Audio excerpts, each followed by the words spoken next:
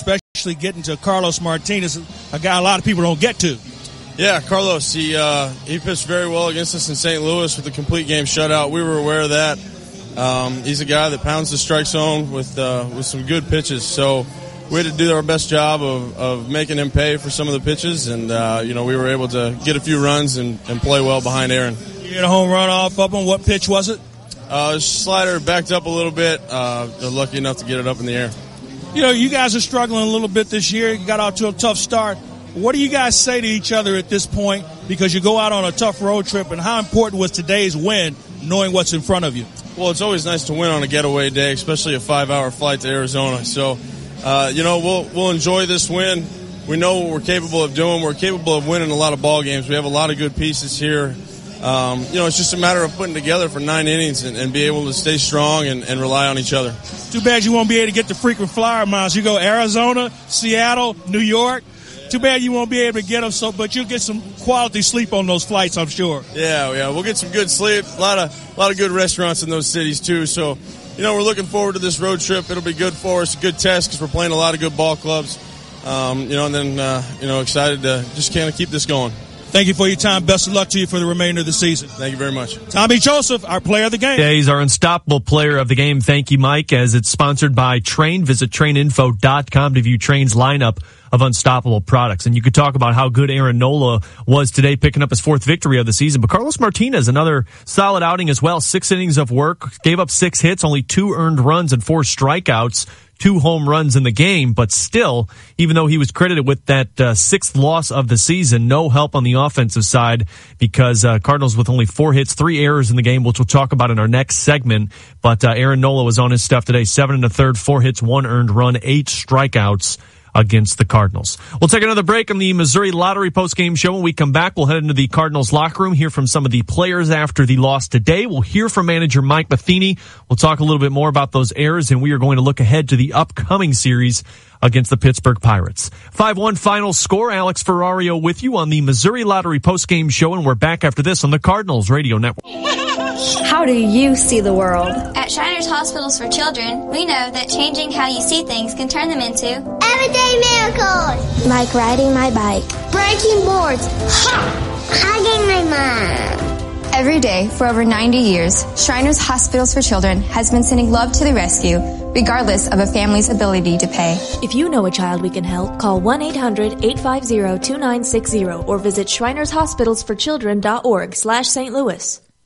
What's your most important document? The McGrath proposal. Olivia's adoption papers. This week, a paid invoice. Documents are who we are and what we do.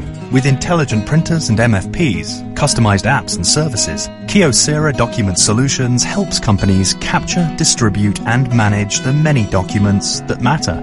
Because if the document is important, my winning business plan, the company is important.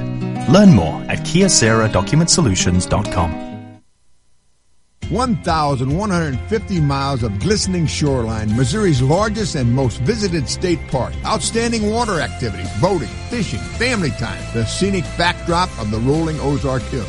And voted the best recreational lake in the nation by USA Today readers. It's all waiting for you at my favorite vacation destination, Central Missouri's beautiful Lake of the Ozarks. Make plans right now by visiting funlake.com. Produced in cooperation with the Missouri Division of Tourism. That's a Cards winner. Ready to go back home? Hey, Father, City Museum, Father. Hey, Father, Grand Farm, Father. Uh-oh. Hey, Father, Six Flags, Father. Honey, they're in my head again. Hey, Father. You too. National Blues Museum, Father. Okay, we'll stay the night. Woo, yeah. St. Louis is more than a baseball town. Catch all the fun at ExploreStLouis.com. This is Julia Rowe from Cardinals Special Events. We like to say that Busch Stadium is a place where memories are made both on and off the field. Our special events team can help set the stage for your unique event in one of Busch Stadium's exclusive venues, including the field or one of the many clubs throughout the ballpark. Our team also hosts events in the Cardinals Museum and other unique venues at Cardinals Nation across the street in Ballpark Village. Find out more at cardinals.com/events. This is Rick Horton. No matter what life throws at you, you need options. After all, a good pitcher doesn't just throw fastballs. For 25 years, Vitae Foundation has effectively used media and research-based messaging to help women find options when faced with an unexpected pregnancy. Healthy options and caring support. What women deserve when life throws them a curveball. Vitae Foundation, a real game changer. Learn more at adsforlife.org.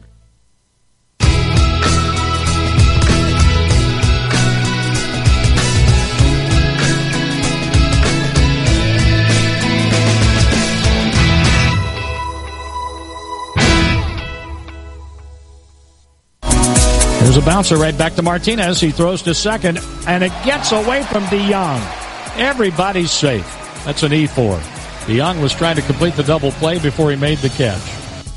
A swing and a ground ball up the middle of the infield. Diaz gets to it, flips with the glove toward DeYoung. He can't get it. The ball gets away from him, and Blanco scores.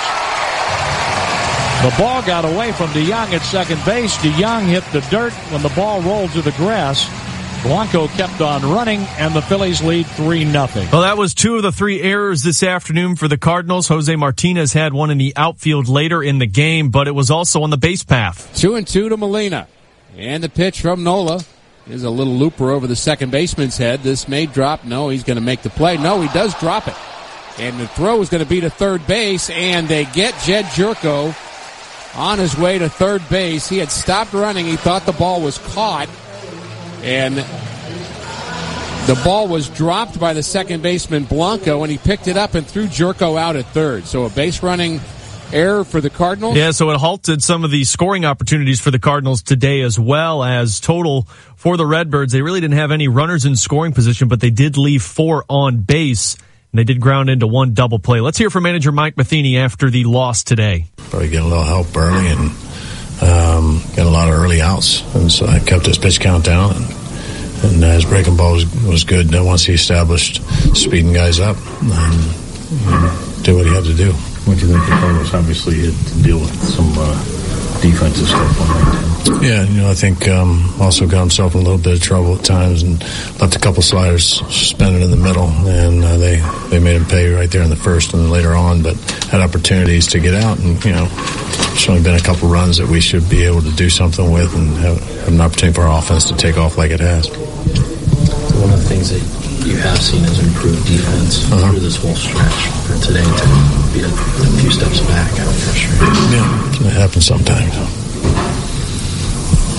All in all, 2 out of 3 in this series, and some good things for the most part. Just a little bit about how the guys played here in Philly and trying to keep the momentum going for your team. We've had a couple of real nice efforts, but we don't really look at the series as much as we look at the individual game, and this was one that you put Carlos on the mound, we expect to come out and keep them at bay, and for us to come out and try and build on some of the things we've seen offensively. But that was a tough one because that's you win a couple, you tend to expect that, and that's kind of that thought process we need to have. Is Dexter likely to be back in there, or is that something you got to keep an eye on? Yeah, they felt better about it today. We'll get another look at him tomorrow, but as of right now, we're not sure. Again, manager Mike Matheny after today's loss to the Philadelphia Phillies. Hey, Brown & Crouppen, they are a great law firm. They don't want to see you hurt, but if you're hurt, they definitely want to see you. Brown & Crouppen online at brownandcrouppen.com. Remember, if you don't get paid, they don't get paid. We'll take our final break and come back on the Missouri Lottery postgame show. We will look ahead to the upcoming matchup for the Cards, a 3-game series against the Pittsburgh Pirates.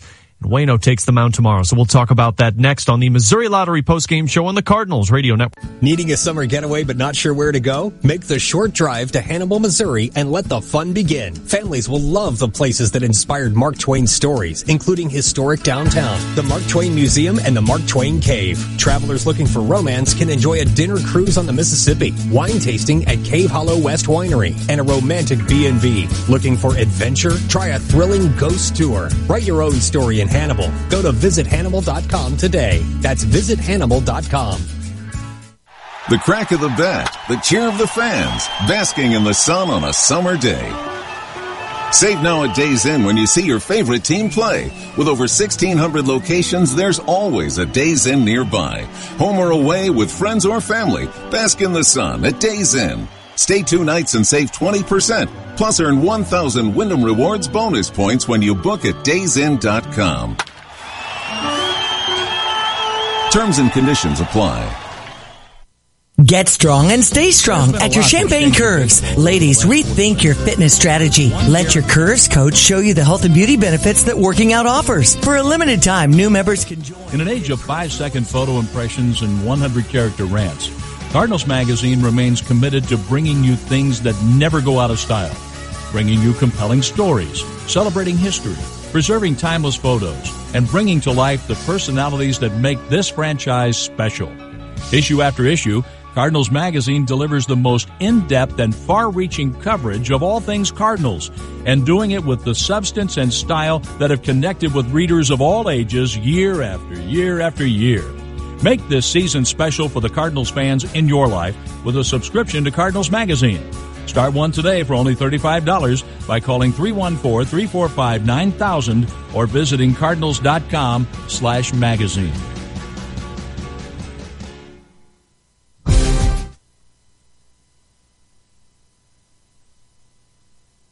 Experts at StevieJay.com. Experts are ready to answer your questions for free. Looking for cool trends in clothing or gear as you support area teams? Game Day Spirit is the official fan store of the Fighting Illini. Landscaping tips are also available from Country Arbor's Nursery. New tile or soft surfaces in your home or business? Flooring surfaces where the world is at your feet. Experts are available now online at StevieJay.com.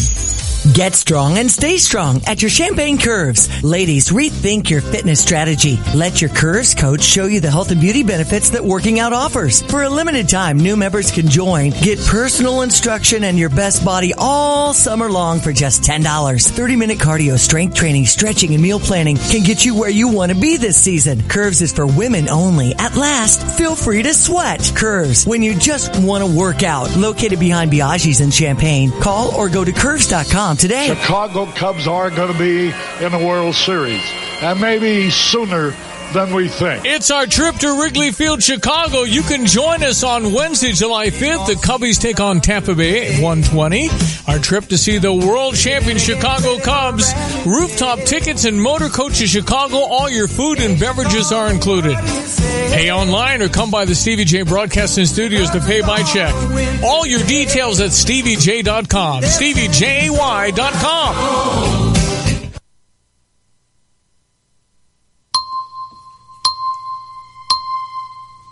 Here's your ESPN Radio 3-day forecast brought to you by Chief Bauer. Trust the experts at Chief Bauer Service Experts to keep you cool all summer long. Call 866-EXPERTS or you can visit them online at chiefbauer.com. Tonight, we could get some thunderstorms into tomorrow, a low of 69 degrees. Tomorrow, high 84, thunderstorms, a low of 59. That gives way to a sunny and very comfortable weekend. High 77 on Saturday, a low of 53. Right now, cloudy, 87 degrees in Champaign-Urbana.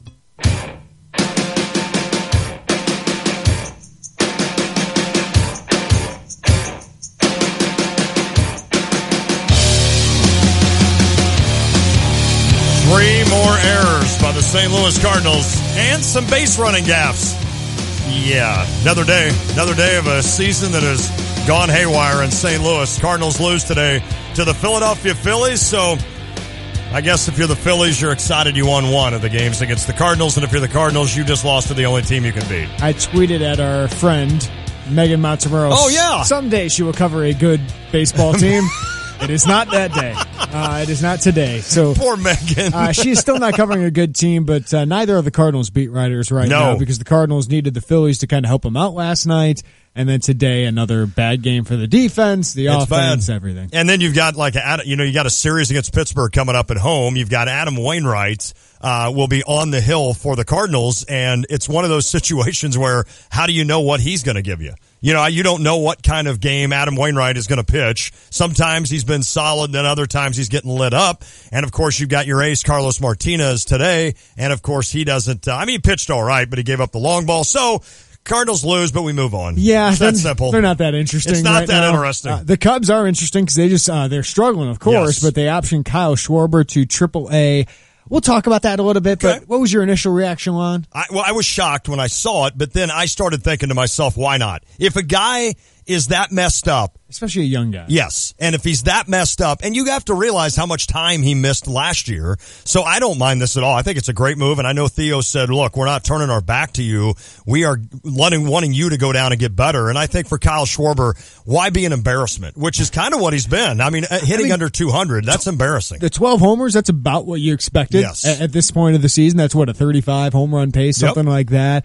171 batting average, 295 on base, 378 I mean, he's screwed up. He's messed up right now. That's not Kyle Schwarber. And that's what you do. You send him to the minors. This has happened with good players before. Mike Trout, Anthony Rizzo. A lot. I mean, who's the other one? Michael Conforto of the Mets, who's having an unbelievable year. There you go. go. Get sent down, you fix it, you come and back. Come back up. Randall Grichuk all the way down to Class A. I don't know if you want to use Grichuk as an example. No, that's a good point, but they sent him down to Class A. I mean, Schwarber always hit at Indiana and everywhere. He's hit. Schwarber has had an unbelievable postseason career. Yes. And obviously he had a good 69 games in 2015 where he hit 16 home runs, 355 on base, 487 slugging. Is there ever a thought, though, in your head, Lon, that maybe this guy isn't that good? Yes. It's crept into my mind. Yeah. It's crept into my mind, and of course, you have to look at the overall package. And I know the one thing about Schwarber that everybody can point out is that defensively, he's a liability. We know that. Mm-hmm. He came up as a catcher. He's not good enough to be a catcher in the major leagues, even though I think he would love to be. He's obviously not built, if you will, like a left fielder. I mean, he's just not mobile. He can make the everyday catch, but he's not going to do anything special. So already you've got a kid that because of that, he better be really good raking the ball. He hurts you defensively. He does. And then now he can hit home runs. We know that. He can come up clutch as he's done in the postseason, but if he's not going to get on base, then that's really bad. And I wonder mentally if that leadoff thing really did something to him this year. I think it obviously did. I think it did. I think it was a little too early for that move in hindsight, right? I agree. And when they did it, I said, we'll see. Yeah. We'll see how that goes. I thought Zobrist made the most sense just because he's a veteran. Yes. I don't think he's going to be affected by it. I thought that would have maybe been the thing. Who would have known Anthony Rizzo is their best leadoff hitter right now? Right. But hey, it's working for him. But I think Schwarber will be a good power hitter in baseball. I do too. There are a lot of high strikeout, high walk power hitters in baseball. Now, can he be the third or fourth guy in that lineup eventually? I still think he can be that. You know, a lot of people were excited he could be the preeminent slugger in the game. Right. I don't know if that's going to happen. Okay. I don't know if he's going to be one of the preeminent hitters in the game. I do think he can be a very good player for you. And if he's Adam Dunn, I think that's fine. That would be great. If you had Adam Dunn for his prime, that would have been great. Adam Dunn on the White Sox, not so much. Right. But right now, that's what Schwarber is on this team. He's more Adam Dunn on the White Sox than Adam Dunn on the Reds and Nationals. I don't go into all these statistics, the crazy analytical stuff. I don't even know how to read that stuff. And if I'm reading an article on it, I stop because I get confused. But he is one of these guys where you said he's got 12 home runs this year. He's only hitting 171. So in my old mind, I'm sitting here thinking, all right, when he's putting the ball in play and getting hits, he's hitting it deep. And I think he's a kid that has, for his entire career, it's kind of like Colton Wong a little bit to me. That Colton Wong, all through college and in the minors, always hit above 300.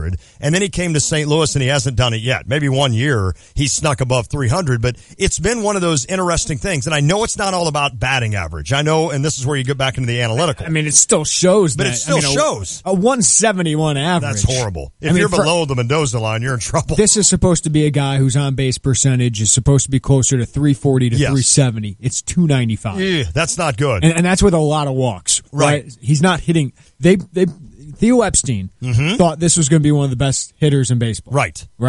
And they obviously thought that highly of him to put him in the leadoff role this year. I think they're shocked by how much he's struggled. I agree. They have high expectations, and I think their personal feelings for him maybe prolonged this for too long. I think he should have been in the minors a month or two ago. I totally agree. Just because, I mean, just fix him up, get him ready for the stretch run. You have some time. You had enough bats, and now you're hurt a little bit with Zobrist and Hayward, and now you're bringing up some minor leaguers. It's leaving you a lot more vulnerable that you haven't fixed it already. But maybe he's not the guy they thought he was, but maybe with a little tweak down in the minors, maybe with a little pressure relieved. That's true. I think if you're Schwarber, and it sounds like he handled this professionally, I wouldn't expect anything different.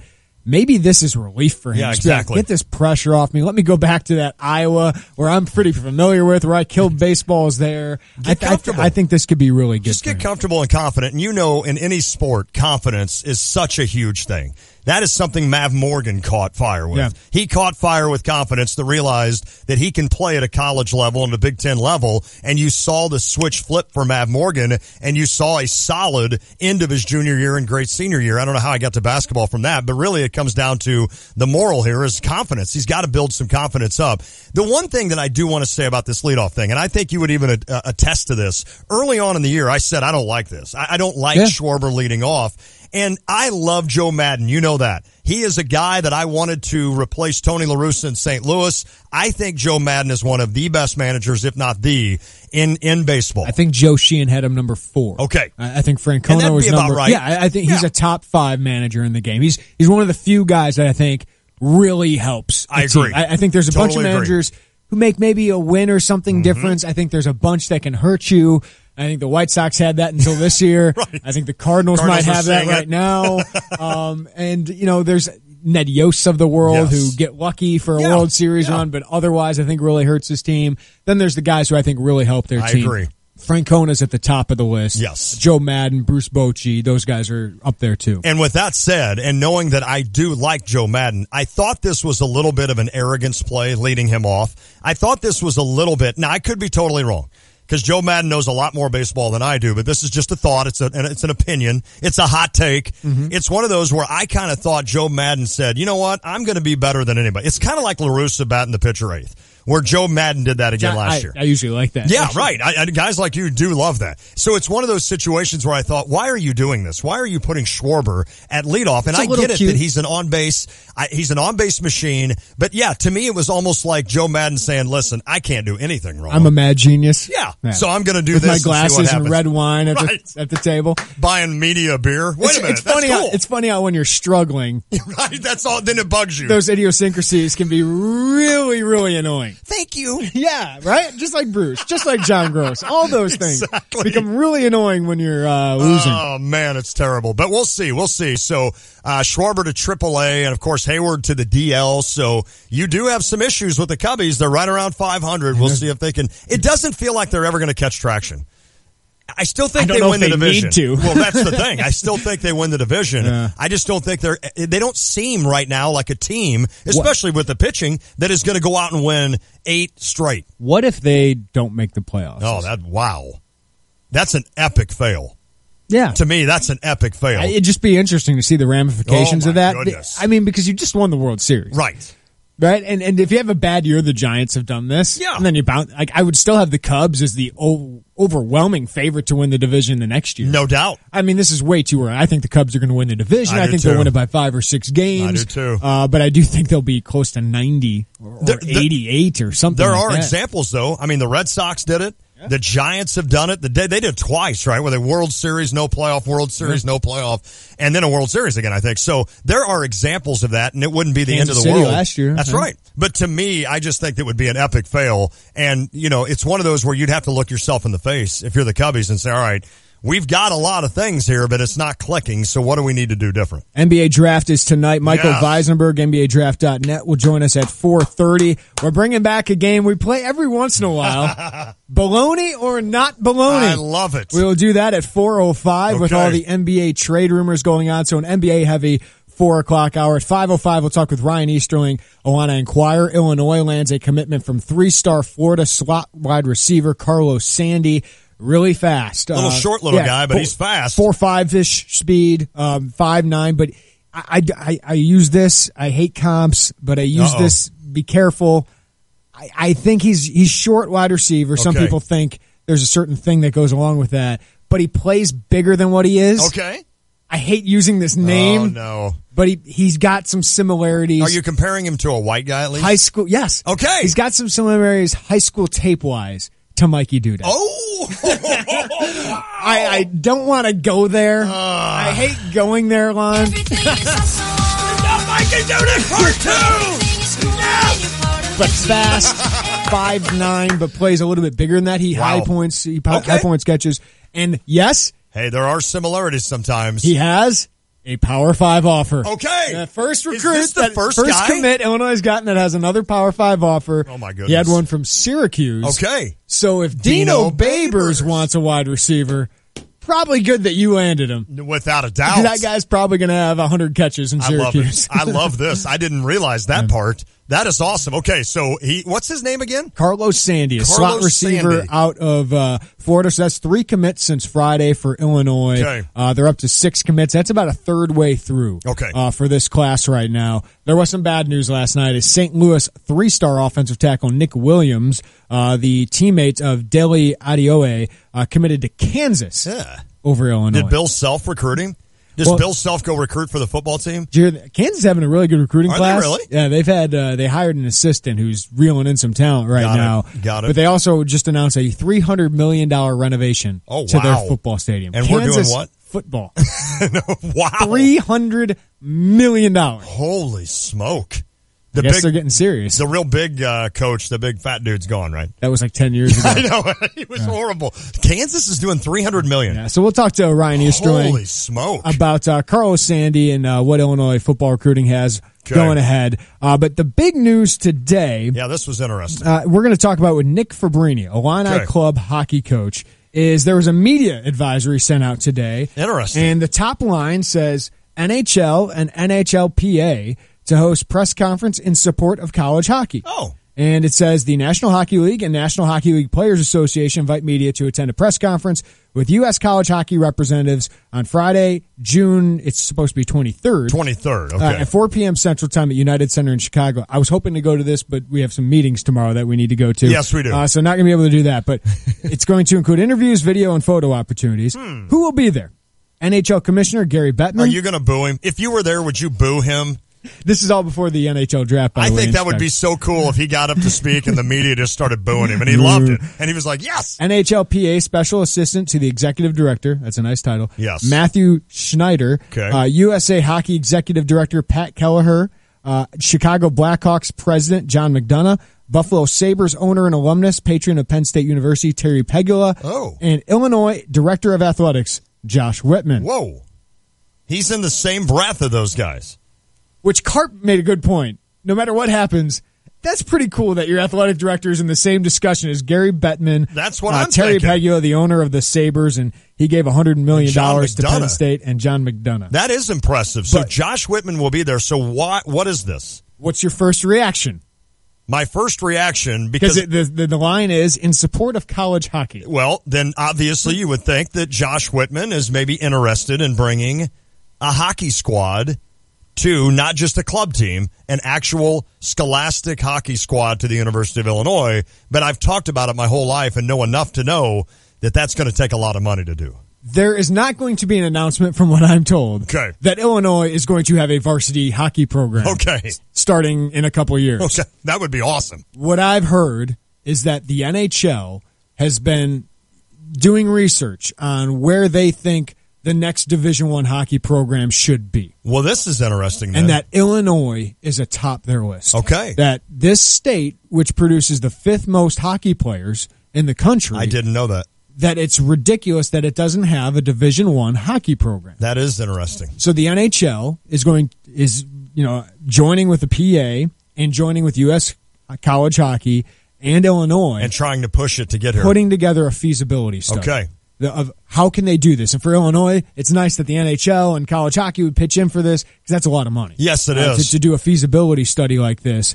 But this is exciting that Illinois is looking into it, that Josh Whitman is doing his due diligence here. Right. This does not mean a hockey program is going to come here because there's one huge hurdle. It's a big one, too. And Mike Thomas mentioned this when we asked him about it on air a couple years ago. And Thomas comes from Denver University, which that hockey program is number 1 at that athletics department.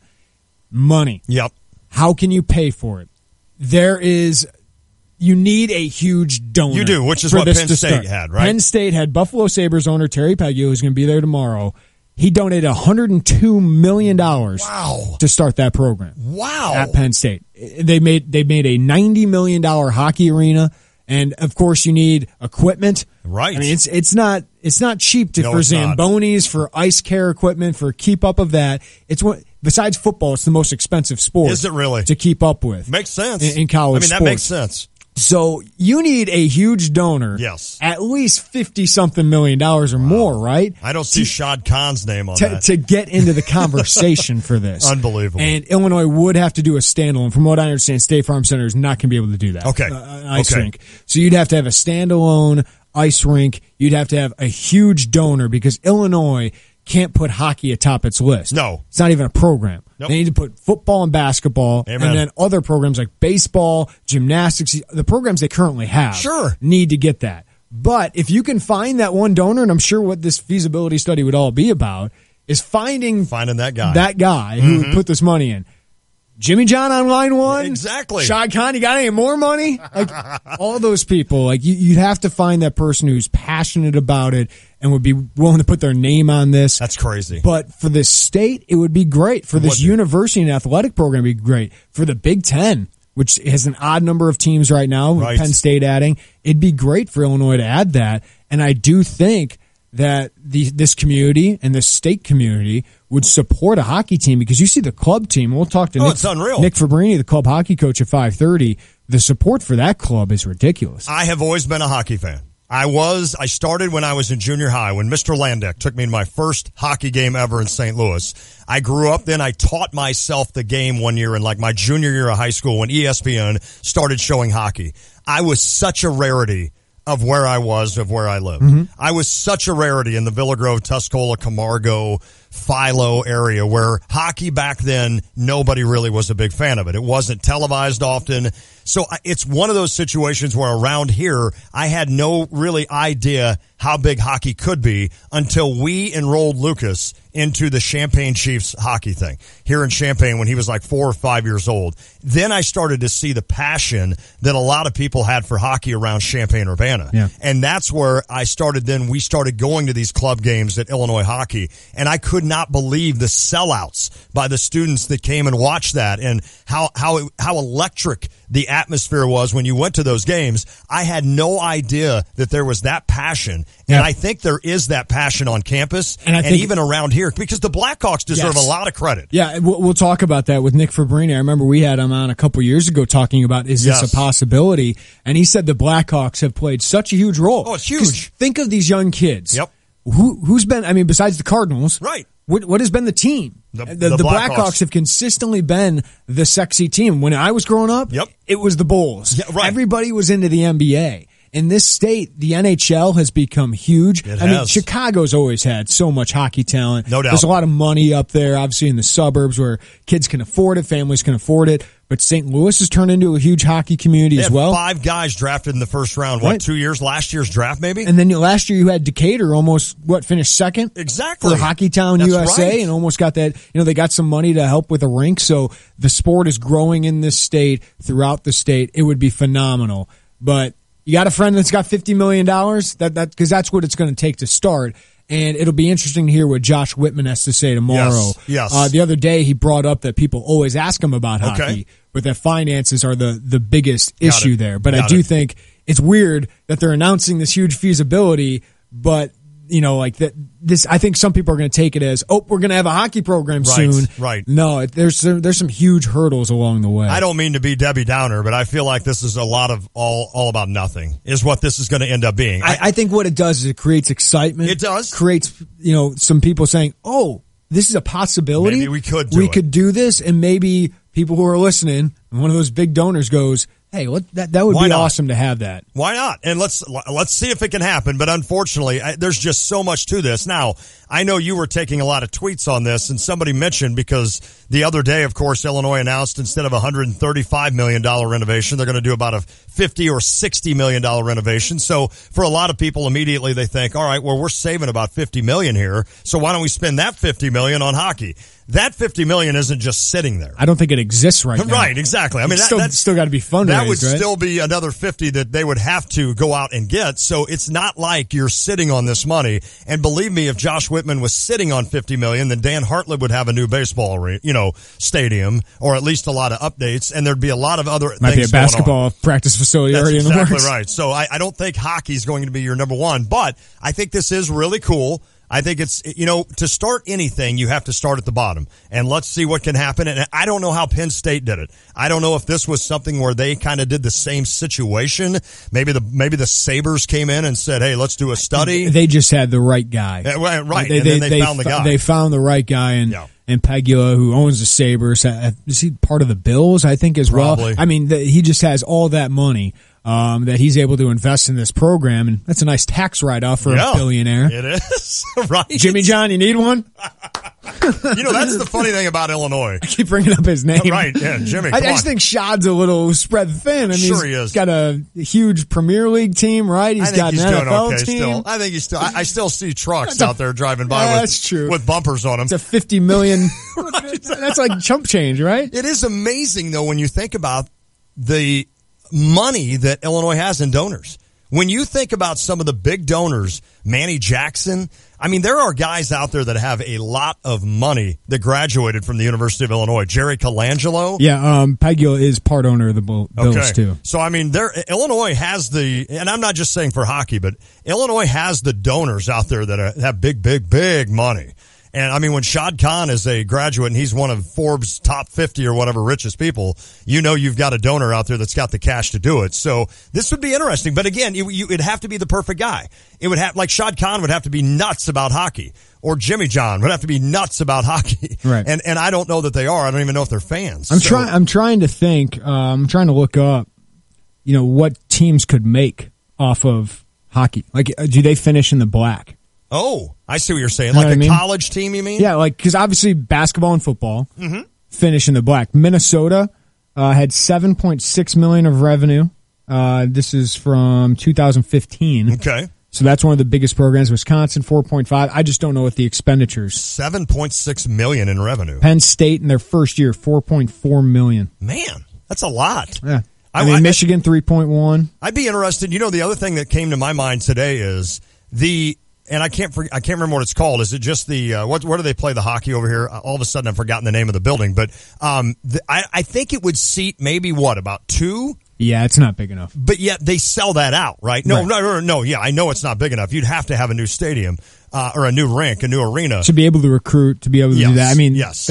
Wisconsin does it in the Kohl Center, right? But it would be interesting. Oh, right. It would be interesting to say how much is too big. In other words, if we're selling out 2,000. Would we sell out 5? Would we sell out 10? Would the rest of would the rest of the outskirt towns, St. Joe, Monticello, Mahomet, Tuscola, Gibson City, Rantoul, Danville, would they buy into this? Danville's got hockey. Decatur has hockey.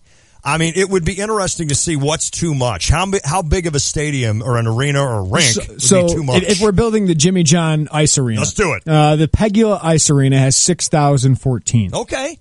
So that gives you. That's about what I thought. About 6,000. Yeah. 5 to, if you did like 4 to 6,000, something perfect. like that. How cool would that be? I wonder if you could combine that to make that could also be a like wrestling, gymnastics, wrestling. Yep. I don't know about volleyball, but Huff Hall's. I know they renovated Huff Hall, but it's still not great. I wonder if that could be an all sport kind of an thing. all-purpose thing, like an Olympic, whatever I don't remember the term, but yeah, that would be interesting. You'd have probably like 15 hockey games there, or 15 to 20. What does volleyball draw? Doesn't volleyball draw about 5?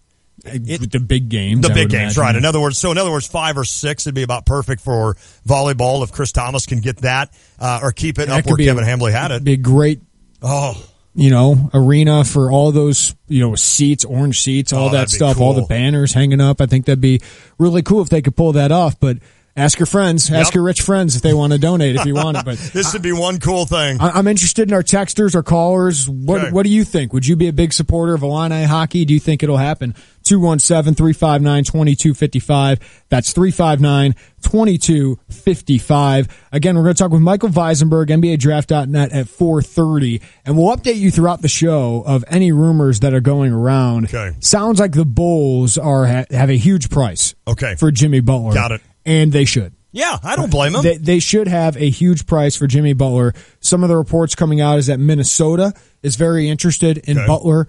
For me, it starts with Wiggins. Yes. I don't think I can trade Butler to the T-Wolves without getting Andrew Wiggins back. I don't blame you. And I don't know if the Wolves would do it, but number 7, Chris Dunn, who had a bad rookie season, he's an older rookie, right? And Zach LaVine just doesn't do it for me for a guy like Jimmy Butler. Jimmy Butler has 2 years left on a contract, right? 2 years left on a contract. What would the chances be if he's not dealt now that they end up re-signing him again to another contract? That's the decision they got to make. Okay. Or if he's not dealt tonight, maybe they see how everything else settles, and if anybody else gets desperate after free agency, if the Celtics aren't able to get Gordon Hayward, got it. Right? Maybe the Celtics don't get Kristaps Porzingis, which is the rumor today.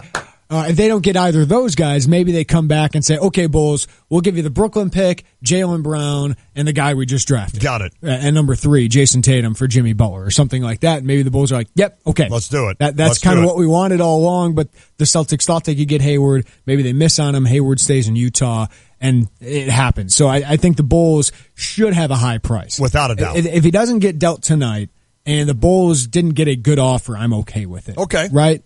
I don't like sitting there, kind of maybe getting a 5 seed or a 4 seed next year, but still, that's better than selling Jimmy Butler for 50 cents on a dollar when he's a top 15 player in the league. Here's the thought. Have you thought of this? If Boston and the Bulls make a connection today and they make it happen, who would you want the Bulls taking at number 3? Who would fit perfect without Jimmy Butler now on your team? Who would fit perfect on a Bulls team in this draft tonight? Would it be Josh Jackson? I mean, you need either a shooter. Well, Josh Jackson. So Darren Fox. They got no chance. Are you talking about if they trade Jimmy Butler? Yeah, if they trade Butler and they get the number 3 pick, who would you like? Well, it sounds like they are interested in Josh Jackson and De'Aaron Fox. Okay. I think you got to go point guard or a wing. Got it. Right. Got it. If 16 is the pick tonight, I have no idea. Right. No, they need a shooter or some kind of developmental big man. But yeah, if they trade it up, it depends on what else they get. If they get Wiggins, I would think a point guard. Right. If they're able to, like Dennis Smith, if they got Wiggins in the number 7 pick, De'Aaron Fox or Dennis Smith would make a lot of sense. If they, trade to Boston and, get a couple wings, a point guard might make sense with, De'Aaron Fox. Boy, it's a lot to it, and we'll kind of keep our eyes peeled. The draft is tonight. Is it 6:00? Right, 6:00 on ESPN. So we'll keep our eyes kind of peeled to that all day or all afternoon and let you know if something does happen with the Chicago Bulls and also Paul George with Indianapolis. I would assume the Pacers are looking to get rid of him, knowing that they're going to lose him. You got to get something for him. Right. I mean, you can't just let him walk and not get anything for him. And I do think there's a market for him. I think they're trying to prop up that market and get a lottery pick for him. I don't know if that's going to happen. Got it. I wonder at the end of the day if they're going to regret passing on the Lakers of D'Angelo Russell and pick 27 and 28. Right. I know that's not enough for Paul George. But we're talking 1 year of Paul George. Exactly, right. And you have to factor that in. You hurt yourself by not trading him last year. As opposed to Jimmy Butler you get for 2 years. So that will be interesting. And the Lakers, which is where Paul George wants to play, they're not going to trade that number 2 pick. No. They're not going to trade that. So now all of a sudden. I mean, they traded Russell because they're taking Lonzo Ball. Exactly. Right? That fits. That's what they want at that number 2 pick. That's what Magic was loving, when they got that number 2 pick. They almost wanted that more than one because they want a Lonzo Ball anyway. So they want Lonzo Ball. They love to get Paul George just so they can have him there, lock him up to a long-term deal, not take the risk of George going somewhere else like the Timberwolves and saying, hey, I like it here. I kind of like it here. Karl Anthony Towns. Right? I like it here with these guys. So maybe I'll sign an extension, get my 5 years, $200 million here. They'd rather just wrap that up. And then they have a nice core, with Lonzo Ball, Paul George, some of those other younger guys like Brandon Ingram to say, hey, LeBron. Exactly. Come over here. Come do it here. Yeah. Let me ask you this, going back to Jimmy Butler. Let me give you the 2 teams, Minnesota and Boston. How much better does Jimmy Butler make those two teams if he goes there? Is it good enough to beat Cleveland and get to an NBA final? Well, with Minnesota, no. Okay. But Minnesota, what they would do is set themselves up with Jimmy Butler and Karl Anthony Towns, where they have 2 top 15 players. Wow. I mean, Karl Anthony Towns is really young, but he's going to be like Anthony Davis in that he's going to be in the discussion for best basketball player in the world at some point in his career, most likely. So he's one of the top trade assets, one of the top assets in basketball. You put Jimmy Butler along with that. That's a great core moving forward. And of course, Tom Thibodeau knows Butler really well. But I question giving up Wiggins, because Wiggins, could he be as good as Jimmy Butler someday? Right. I'm not sure. Yeah. I'm not sure if he will be, but he seems to have that kind of potential, but are they patient enough for that? Exactly. With Boston, if you had Jimmy Butler for those assets, just those young assets, I mean, you're putting him on a team where he can guard LeBron. Exactly. And in 2 years, if LeBron's gone, Boston's probably the best team in the East. I don't know if they're going to win a title. Got it. But they're probably the best team in the East with there. Isaiah Thomas, Al Horford, Jimmy Butler. Jalen Brown's a young kid who they think highly of. Avery Bradley. That's one of the strongest, deepest rosters in basketball. I don't know if I want to see the dynamic of Isaiah Thomas and Jimmy Butler on the same court. I don't know if I want to see that. Both ball dominant guys. I could see that thing turning ugly really quick. Interesting. And Thomas, didn't he sign just a huge deal? Well, he hasn't yet. Or he hasn't yet, but they're talking about a huge deal for Isaiah Thomas. So that could be interesting as they do that in Chicago. We'll see what happens. It's interesting how tonight, with the NBA draft, the focus is more on the trade possibilities, even Kristaps Porzingis, right? We'll talk about that later, than the actual prospects. It's exactly right. Because like Fultz, we're done talking about him. Lonzo Ball, we're done talking about him. There's a little intrigue. Is it Tatum? Is it Jackson? That's the only thing. There's a little intrigue at 3. But 3 and 4. Other than that, it's like, who's getting dealt tonight? Right. It's more about that than the actual who's getting drafted.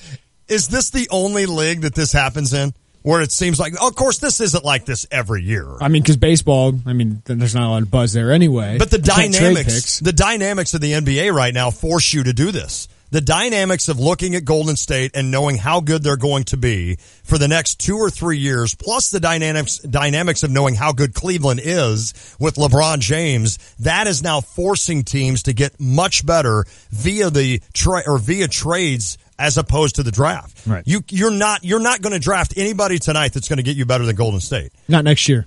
Yeah, exactly. Right, especially with the young guys. Right. Like everyone's complaining about, oh man, these guys are taking freshmen and sophomores over seniors. That's because the good players don't become seniors. That's exactly right. The great ones, right? That's exactly right. I love Malcolm Hill. Yeah. There's a reason he's ranked 70 to 90 in this draft. There's just a talent. Buddy Hield, he was decent, solid player, but he healed. Yeah. But it's one of those situations where there's a reason he was there 4 years. And Buddy Hield was okay. Yeah, he's okay. Rookie, right? He's okay. These other guys that have the talent, they come out early.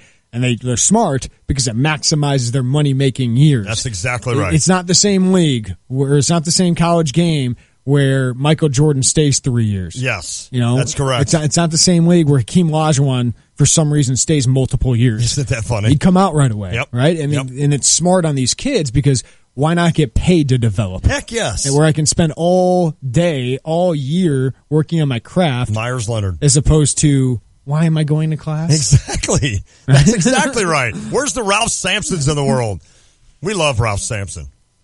He should have gone early. Maybe he would have had a couple healthy years in the NBA. He was a tall dude, man, back in the day. All right, coming up, we have our Mettler Center injury report. We'll talk about Gleyber Torres, Tommy John, and a non-throwing arm. Yeah, interesting. How is recovery different than that for a position player and a non-throwing arm as opposed to a pitcher with his throwing arm? We'll play baloney or not baloney in the 4 o'clock hour, our NBA draft version. We'll talk with Michael Weisenberg, NBADraft.net at 4:30. Ryan Easterling talks some Illini football recruiting at 5:05, and Nick Fabrini, Illini club hockey coach, at 5:30. I can't wait to get his talk to thoughts on the possibility of hockey at Illinois. It'd be interesting. We've got some of your texts in, by the way, on the Cheap Hour text line. We'll try to get to those as well regarding the Illini hockey, and maybe a sponsor for that or a big donor out there that would maybe put up the money to get that thing going. We'll get to those. You can do that at 359-2255. That's also the Jupiters of the Crossing phone line. When we return, Mettler Center injury report. We'll do it next. It's the Tay and J Show. Get strong and stay strong at your Champagne Curves. Ladies, rethink your fitness strategy. Let your Curves coach show you the health and beauty safety benefits that working out offers. For a limited time, new members can join, get personal instruction and your best body all summer long for just $10. 30-minute cardio, strength training, stretching, and meal planning can get you where you want to be this season. Curves is for women only. At last, feel free to sweat. Curves, when you just want to work out. Located behind Biaggi's in Champaign. Call or go to curves.com today. Chicago Cubs are going to be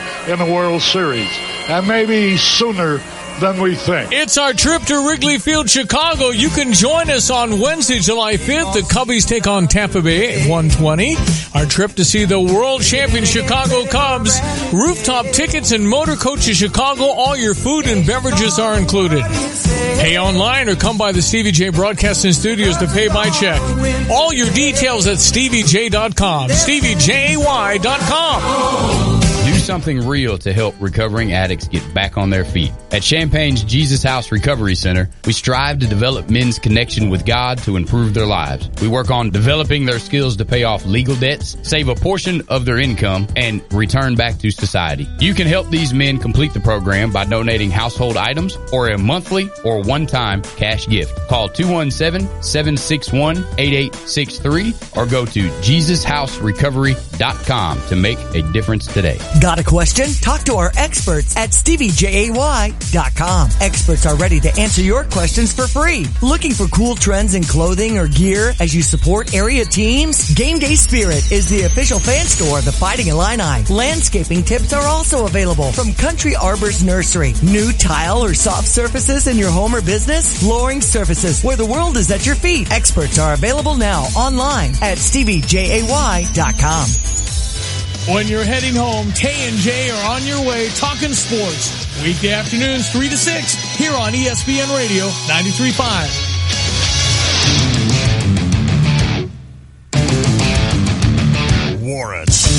Hey, win great Illini apparel gear and novelty items each week with the Tay and J Show. We play the Game Day Spirits Wheel of Games. We'll do that in the 5 o'clock hour tonight. We got another Zephyr hat, great looking hat to give away. Game Day Spirit located on Green Street on South Neal and online at GameDaySpirit.com.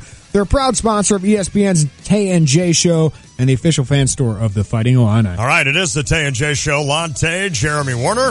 It's time to talk injuries. We do it each week. We welcome in from the Mettler Center for the Mettler Center Injury Report, Doctor of Physical Therapy, Jeff Schroeder. How you doing, Jeff?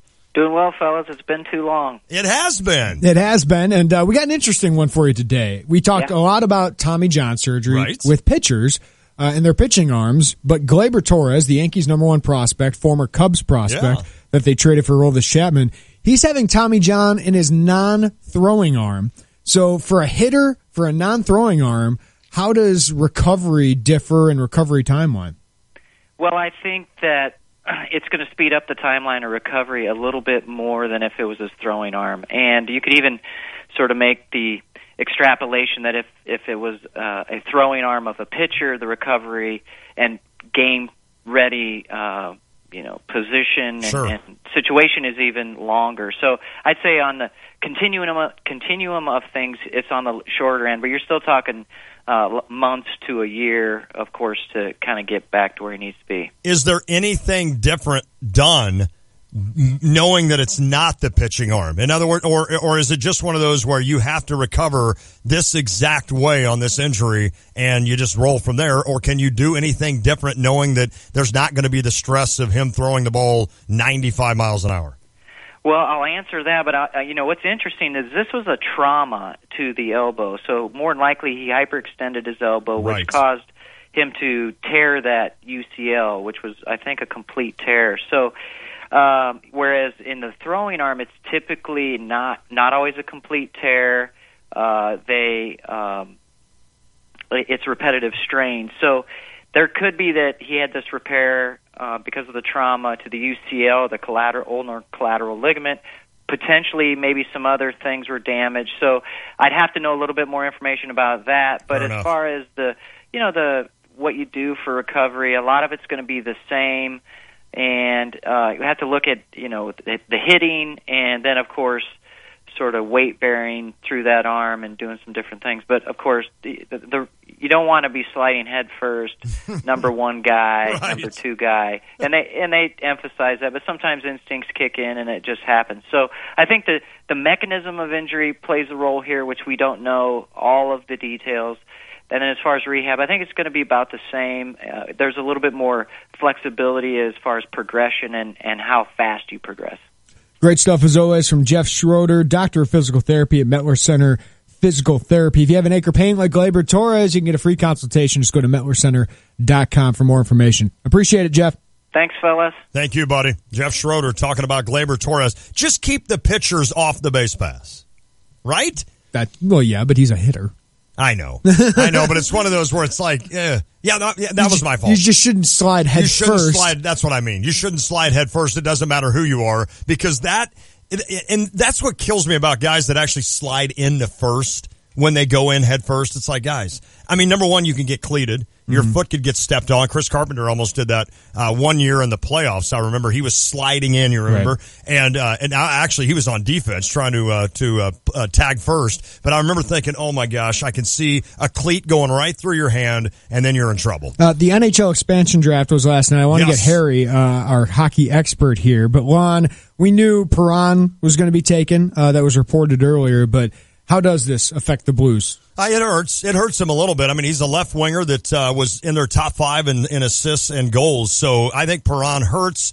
It does, though, help the Blues. I don't think this is something where they're sitting there thinking we're not going to be able to overcome this. Yeah. They've got Robbie Fabry coming back, which is huge. I mean, I think he's a better player than Perron. And the thing with Perron, he didn't play much, or he didn't do much in the playoffs.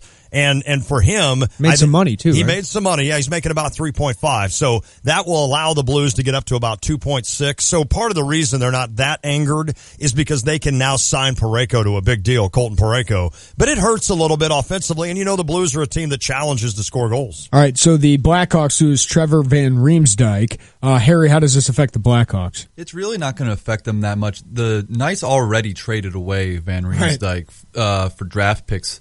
So TVR never really produced like the Hawks thought he was going to. So this really is probably the best case scenario the Hawks could have got out of this draft. It's funny. The one way I think it could affect him is, and it seems like the Hawks are always in this situation where they're always looking for another defenseman. They're always trying to find that guy behind Seabrook. Seabrook's getting old. Of course, you got Duncan Keith, and I just pulled up their list of defensemen. You've got a guy like Nicholas Jarmelson, Johnny Oduya back. I think it does hurt a little bit because of depth, but yet you're right with regards, Harry, to the fact that he didn't really produce much. Yeah, it hurts because of depth, but when you're playing on the same team as Seabrook and Keith and Hjalmarsson, you're not going to really stand out. Maybe that's because he's up with these other guys, but also maybe it's because he's just not that good of a defenseman. And that could be the case. But it could affect them because of the depth, but at the end of the day, they're not going to miss him. They can go and pick up anyone else they want to fill this gap. Man, we'll see, because their cap space is tight. There's still a lot to go on here with the Knights, but how'd they do? I can't even tell you right now. It's hard to say because they're trading away a lot of these guys. It is such a hodgepodge. The only thing you can tell for sure is that they're going to be solid in net because they have Marc-Andre Fleury and they have a solid backup in Calvin Pickard. But aside from that, they're still trading around tons of things. And I heard some dastardly rumors saying that the Flyers might actually trade away their pick at a superstar to Vegas. So, I mean, hopefully, God forbid that happens, but yes. And you've got the number 2 pick. The Flyers do in the draft. That's tomorrow night. Draft tomorrow, either Hischer or Patrick. Okay, that's interesting. We should get Whitman on the phone to break down the NHL draft. He's going to be up there tomorrow. Harry, thank you, buddy. Yep. Good stuff. That would be interesting. Coming up next, baloney or not baloney, NBA draft version, and then we'll talk about the prospects in the draft with Michael Weisenberg, NBADraft.net. All right, a lot to do. We'll focus on that next. It is the Tay and J Show.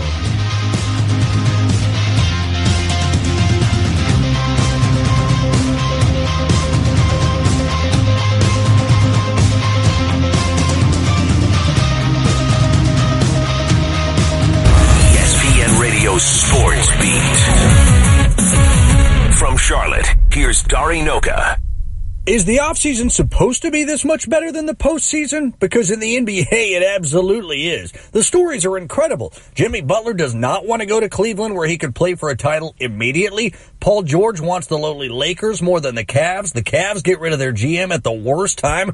Picks 1 and 3 traded for one another. Brooke Lopez to L.A. The other L.A. team might deal DeAndre Jordan. Dwight Howard is a Hornet and shoots threes now? Kristaps Porzingis may be exiting New York just a couple of months after he skipped his exit interview. All this, and the draft isn't even until tomorrow.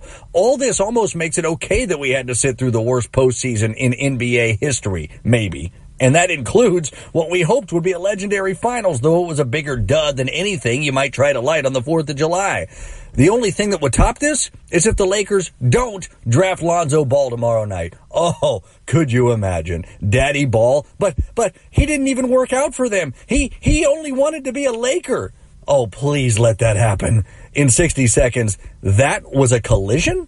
Greta is a drill instructor. Move, move, move! Yes, ma'am. When it comes to training lean, mean, fighting machines, she doesn't mess around. Drop and give me $3,000. But when it comes to getting a mortgage, Greta's less confident. I got nothing. Fortunately for Greta, there's Rocket Mortgage by Quicken Loans. It's simple, so she can understand the details and know she's getting the right mortgage. Rocket Mortgage by Quicken Loans. Apply simply, understand fully, mortgage confidently. Go to rocketmortgage.com today. Equal housing lender license in all 50 states. NMLSconsumeraccess.org number 3030.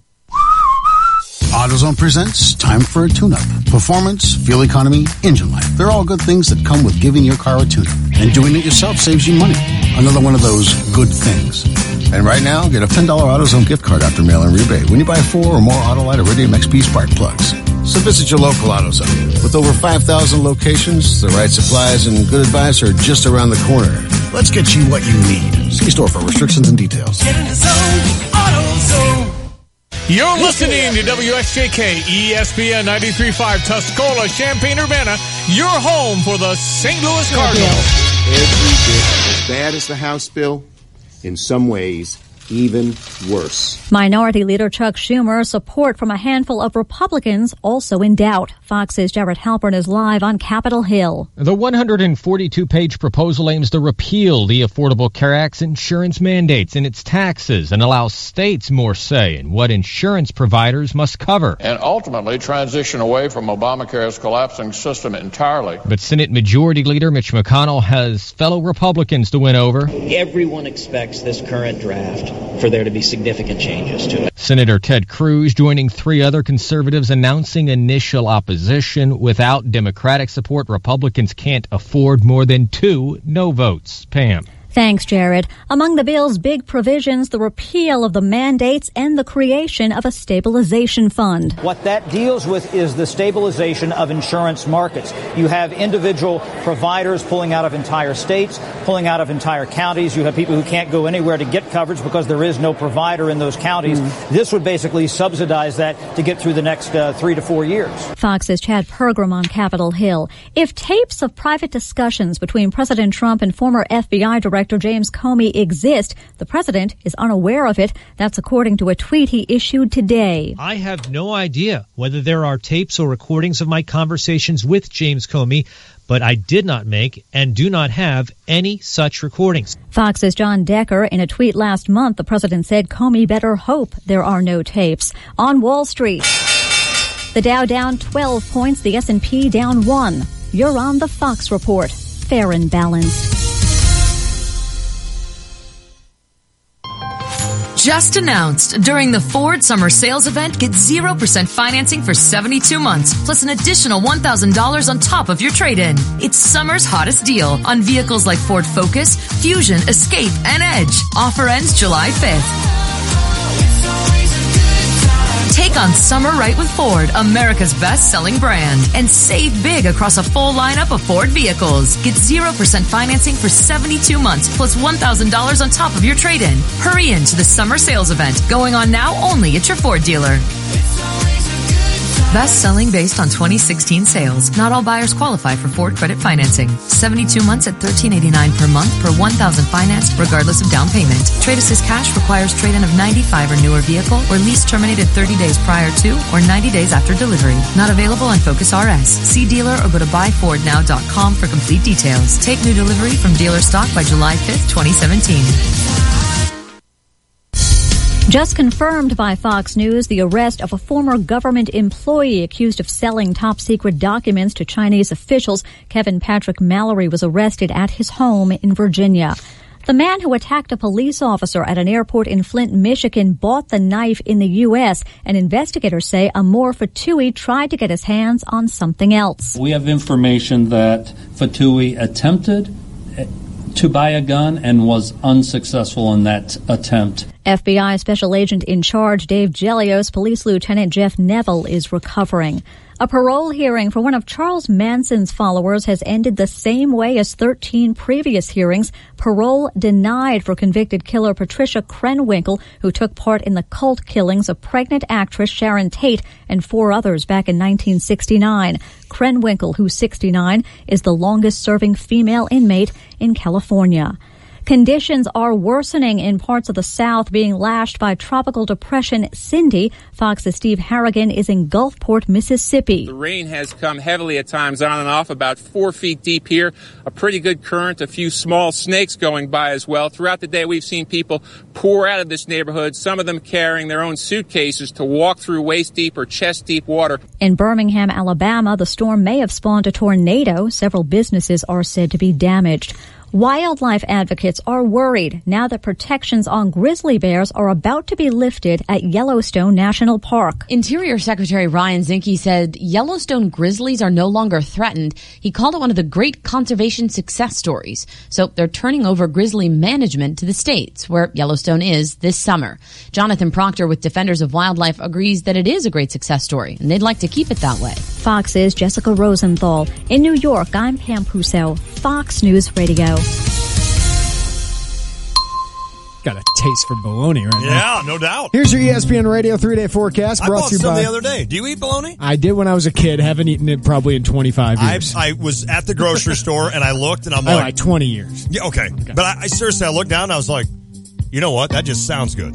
I know it's not the healthiest thing. I was going to say, it's one of the least healthy meats. Without a doubt. But you know what? Every once in a while for lunch, I just throw together a little bread, a little bologna sandwich. Bologna and cheese? No, I don't do cheese. Bologna and mustard only. And I just roll. You're a simple man, Lon. I am. I totally am. Here's your ESPN Radio 3-day forecast brought to you by Chief Bauer. Trust the experts at Chief Bauer Service Experts to keep you cool all summer long. Call 866-EXPERTS or visit them online at chiefbauer.com. Tonight, thunderstorms, a low of 73. Continue into tomorrow morning, high 83. Low of 60. Cools off for the weekend, but it'll be awesome. Sunny, clear 78 your high on Saturday, a low of 55. Right now, overcast 82 in Champaign-Urbana.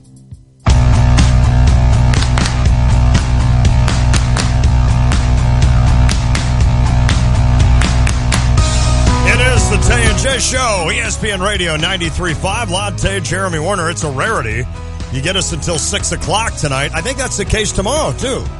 2 straight shows of all 3 hours. What in the world are they asking us to do here? It's ridiculous. It's tough on a guy's body when all of a sudden you have 2 shows that only go 2 hours and then you switch it back to 3. But we've got you covered today. We're going to visit with the Michael Weisenberg from NBADraft.net. We'll talk Illinois football with Ryan Easterling at 5:05, and then Nick Fabrini, the Illini Club hockey coach, is going to join us at 5:30. I just did a Harry Carey there. I just choked on water. That happens. How do you choke on water? It happens. It just goes down the wrong pipe. Do we actually have 2 pipes? Have you ever thought that? I know people always use it. I don't think so. Don't we just have one esophagus? Yeah, one little like whatever throat. But when they say like, "Oh, it went down the wrong pipe," I'm like, "Do we have another pipe?" Seems pretty weird. Maybe there's a doctor out there that knows that that's the case. I do want to remind people, I know there's a lot of cool things you can do during the summer, but one you would love to. It's a really cool experience. I did this a couple of years ago for a bachelor party, and it was great. This station, ESPN 93.5, is doing its first ever Wrigley Field rooftop for Cubs baseball for a Rays game later this summer. It's including a private Illinois charter motor coach to the Wrigleyville area and back. But the best part is the rooftop where food, beer, drinks, fun awaits. You can get sirloin steaks, chicken breasts, Chicago-style hot dogs, Italian beef sandwiches, great brats, burgers, cheeseburgers, and all the beer you can think of. It's just a unique experience. Wine, soft drinks. It's an awesome experience, all-inclusive. You can get more details at ESPNCU.com, but I highly recommend it. The rooftops are always a blast. Okay, it is time for this hour of... Oh, yeah. Ahmad Rashad down the side. He caught it. Now he's going to be our NBA expert. All right, it is time to talk NBA, and we're going, as mentioned, to visit with Michael Weisenberg later this hour to visit with him about the draft and see what we got. Not a lot of suspense necessarily in the NBA draft, but I think there's a lot of suspense. Well, with regards to trades, yes. There's no doubt. So we'll ask Michael about that. But right now, it's time to play baloney or not baloney. And if something is baloney, that means grade A baloney. I like it. All right. And if something is not baloney, it is not baloney. There you go. Not baloney. Okay. Okay, I'm ready. It's a simple game. Basically, buy or sell, but it's baloney or not baloney. Got it. First one, Lon. The Knicks will really trade Kristaps Porzingis. Grade A baloney. They're not trading him, all right? They're not trading him. This is the guy that when he was drafted, young kids cried because they didn't know who he was. They were upset that the Knicks drafted some guy named Porzingis. He looked like this frail white dude, and you're like, what are they doing? Why are they taking this kid? And now all of a sudden he owns New York. And he's not going anywhere. That's my thought. So I do not think that the Knicks will trade Porzingis. So to me, it's baloney. Jeremy, your call is grade A baloney. Yeah, I don't think Phil will really do this. There's a part of me that thinks he might. Well, I guess the Celtics who have senile right the now? Celtics who have a lot of assets right now. Okay. Phil is reportedly asking for the number 3 pick, Jaylen Brown, Jay Crowder, and next year's Brooklyn pick. Oh. If you can get that for Kristaps Porzingis, absolutely do it. Yes. So if teams are calling you up and you're asking for the moon, which you should for him, yes, I would take that. I mean, if you're the Knicks, you need a bunch of assets. I think Porzingis is going to be, he's obviously a really good player already. Got it. And I think he can be a star. But if you can get 2 or 3 guys who top 5 picks, plus Jay Crowder, who's on a really good deal, I would do it. I don't think the Celtics will do that, though. I think this is all mind games for Phil. Okay. Kristaps Porzingis missed didn't go to his exit meeting. Yep. And it really ticked off. It irked the old Phil man. Jackson. Yep. Way too much. But, I don't mind taking trade offers for anybody, but it seems like it's all mind games. Okay, Kristaps, you got to get with the program. Yep. But Phil's an idiot. And I agree. And I've got a follow-up on Phil here for baloney or not baloney. Phil Jackson is actively trying to sabotage the Knicks so he can get fired. Do you think that's baloney or non-baloney? Grade A baloney. I don't think he's trying to get fired. I don't think so either. I think he just doesn't know how to do this job well. I think he's trying to do the job of an executive like the job of a coach. Yeah, good call. And that's why when the Knicks gave him all that money, which I can't blame Phil for taking, $15 million a year. What's he made? 60-something million or something with the Knicks the last couple of years. For what? Right. And he hasn't done anything really. To feud with Carmelo Anthony? Besides drafting Porzingis, who I don't even think he really wanted to draft all that well. But yeah, I mean, he's trying to get in the mind games with these players. You can't do that when you're an executive. No, you got to handle your business behind closed doors. That's correct. And do it professionally. He's trying to play through the media, through everything. Yeah, he's ticked off Carmelo. He's ticked off Porzingis, who are 2 of the best players in the NBA. Yeah. And now no free agent wants to go there. Wow. Unless you're giving a bunch of money like Derrick Rose or Joakim Noah. Right. He's shredding it. I mean, that's the New York Knicks. Supposed to be the Mecca, right? Yep. The organization just has gotten worse and worse and worse. Their reputation with players is terrible. Here's my answer to that. Grade A baloney. I agree with you because the older you get, Jeremy, and you'll find this out, the older you get, you try to hold on to argue and defend your generation. And even though Phil Jackson is the next era up for me in terms of age, I want to defend him and say, listen, he's old school. He knows what he's doing. Phil, you don't. I don't think he knows what he's doing in this role. He doesn't. And it's almost an error about him. He said he knows what he's doing, didn't he? We know what we're doing. Exactly. And there's the error about Phil Jackson. Phil, you were one of the best coaches that's ever lived. It's undisputable of what you were able to accomplish with the triangle offense and what you were able to do with all those championships with Chicago and L.A. But you are not doing a good job in New York, in the Mecca, in Madison Square Garden. You need to just get out of that role, get somebody in there who knows what they're doing, and let's let the NBA get good again in New York. I wouldn't get out of it. They're paying me $15 million, right? He's not going anywhere. That's exactly right. All right, Jeremy, baloney or not baloney, the Bulls will trade Jimmy Butler tonight. Grade A baloney. Okay. No, they ain't doing it. They're not doing it? No, I don't think they'll get the offer, and I really don't think they want to. Okay. I've told you that day we had 5 rumors about Jimmy Butler in every 5 team. I still think they can trade Jimmy Butler this offseason. Yes. I don't think it happens tonight. Okay. I think because the Celtics, the one team that makes a lot of sense, I think they want to see if they can get Gordon Hayward. Okay. And maybe if they miss on Gordon Hayward, they'd come back and be more willing to give up the Brooklyn pick, maybe Jaylen Brown and whoever they draft tonight for Jimmy Butler. And that would be a really appealing package to reboot this franchise. But Minnesota is intriguing if Andrew Wiggins is part of the package. If he's not, I have no interest in it. Okay. I'm with you on this. I would go the Grade same. A, baloney. I do not think it's going to happen. I think something would have happened by now, and I think Jimmy Butler's going to be in Chicago, and we're going to see the circus for a second year with who knows if Rajon's back, but Dwayne Wade's back, and we'll see if it can work the second year. Maybe they learned something. Yeah. Maybe they learned that Rajon wasn't bad when Dwayne was hurt and Jimmy was hurt a little bit and Rondo took over, but it'll be interesting to see if they even try to sign or re-sign Rondo. But I don't think Butler's going anywhere tonight. I think the Bulls realize what they have and they're going to stick with him. An interesting rumor coming up today, the Spurs trying to trade LaMarcus Aldridge for a top 10 pick. Baloney or not baloney? I hate to continue doing this. Grade A, baloney. We got a lot of baloney over here. I don't think this happens. Listen, the Spurs are, the suit and tie of the NBA. They're not going to do anything crazy.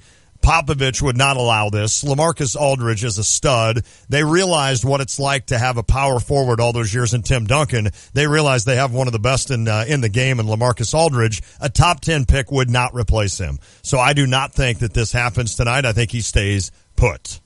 Jeremy? It is not baloney. Oh! Finally, some not baloney. You think this might happen? I think they want to. Okay. I think LaMarcus wants to. Okay. From all reports, he does not like San Antonio. Ooh. He does not playing in that scheme. He doesn't seem to be bought into the Spurs Got thing. something against the Riverwalk or something? I think he's more selfish. Okay. Right? I think he wants his. I think he wants to be known as a star. Fair enough. Not a part of the Spurs machine. That's a great point. And he can opt out after next year. Okay. So I think if the Spurs can get something for him, they will. Okay. And I do think the Spurs would like to do this because they can get rid of that contract, sign Chris Paul, maybe somebody else. And if they can add a nice piece, future piece, like a big man or a shooter to go along with Chris Paul and Kawhi Leonard. Interesting. I think they'd be really interested in doing that. The problem is, what team in the top 10 would want to do this? What team has the cap space? What team is that would have ready the interest? to compete? Yeah, and ready to compete. The one team that is interesting is Phoenix. Okay. Because they were in the running for Aldridge last year. Aldridge might opt into his deal if he stays in Phoenix. Right? So they eventually get that huge Supermax contract. Exactly. And they have a bunch of young players. Okay. They need veterans. That's why they're in the talks. They were for at least Kevin Love. Okay. They were for Jimmy Butler, all these things. They want to add a star player. And they draft 4, right? Yeah, and I think for them, they want to get into the playoffs Okay. and then have kind of this young team develop around Aldridge. Well, that would be interesting. Is LaMarcus Aldridge, is that worth a 4 pick? I don't think so, but what if Phoenix traded down a little bit? Well, that's true. What if That's Phoenix true. traded from 4 to a team that wants Josh Jackson Fair enough. at 4, and they can give up maybe 7 or 8 in a deal for And then trade that for San Aldridge. Antonio? I think that can happen tonight. Young man, you sold me on it. I think I'm back to not baloney then on that one. That could happen. That'd be interesting to watch. All right, the other big name that's walking around here besides Jimmy Butler, not that LaMarcus isn't, is Paul George. So I ask you, baloney or not baloney, the Pacers will trade Paul George tonight. It is not baloney. Ooh, we agree. Have to. I agree. Have to. I mean, you're going to lose him next year. This is the night to do it. Yep. Let's see if they created a market for him. If there's enough teams, I would imagine enough teams would be interested in Paul George that they're going to get something decent for him. Okay. Now, it's only 1 year you're giving up for him, but if you could get a lottery pick and another young piece, that would at least start you up. Minnesota, if they wanted to give up number 7, okay, I think that would be a good start.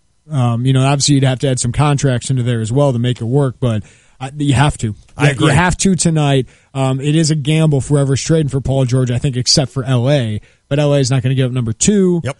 Would they give up Julius Randle, 27 and 28? I don't know if that's enough, but you're going to have to deal him tonight. Paul George has already said that he wants to play for the Lakers. Now, that might not happen yet. He might have one more year, obviously has another year with the Pacers if they do nothing.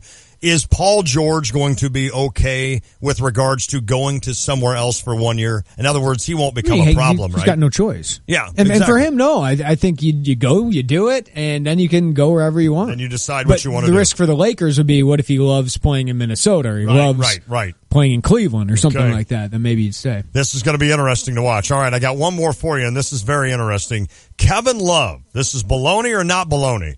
Kevin Love will get dealt this offseason. Grade A, baloney. Okay. I don't think he's got value. I agree with you. I think Kevin Love's a good player. Yeah.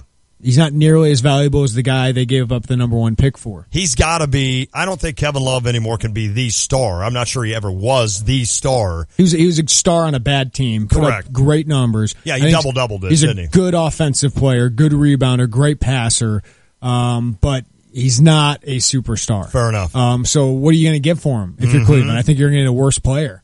So if you're going to compete next year, you got to keep Kevin Love, because I don't think you're going to get a Jimmy Butler in exchange for a Kevin Love. You're not going to get a Paul George. No. Indiana doesn't have any interest in Kevin Love. What are you going to do? Build around him? Right. No, you need something, a dynamic player, not just I know he could be probably a 20-10 guy in Indiana, but I don't think that's going to get Indiana any closer to really contending. I've got one more baloney or not baloney for you.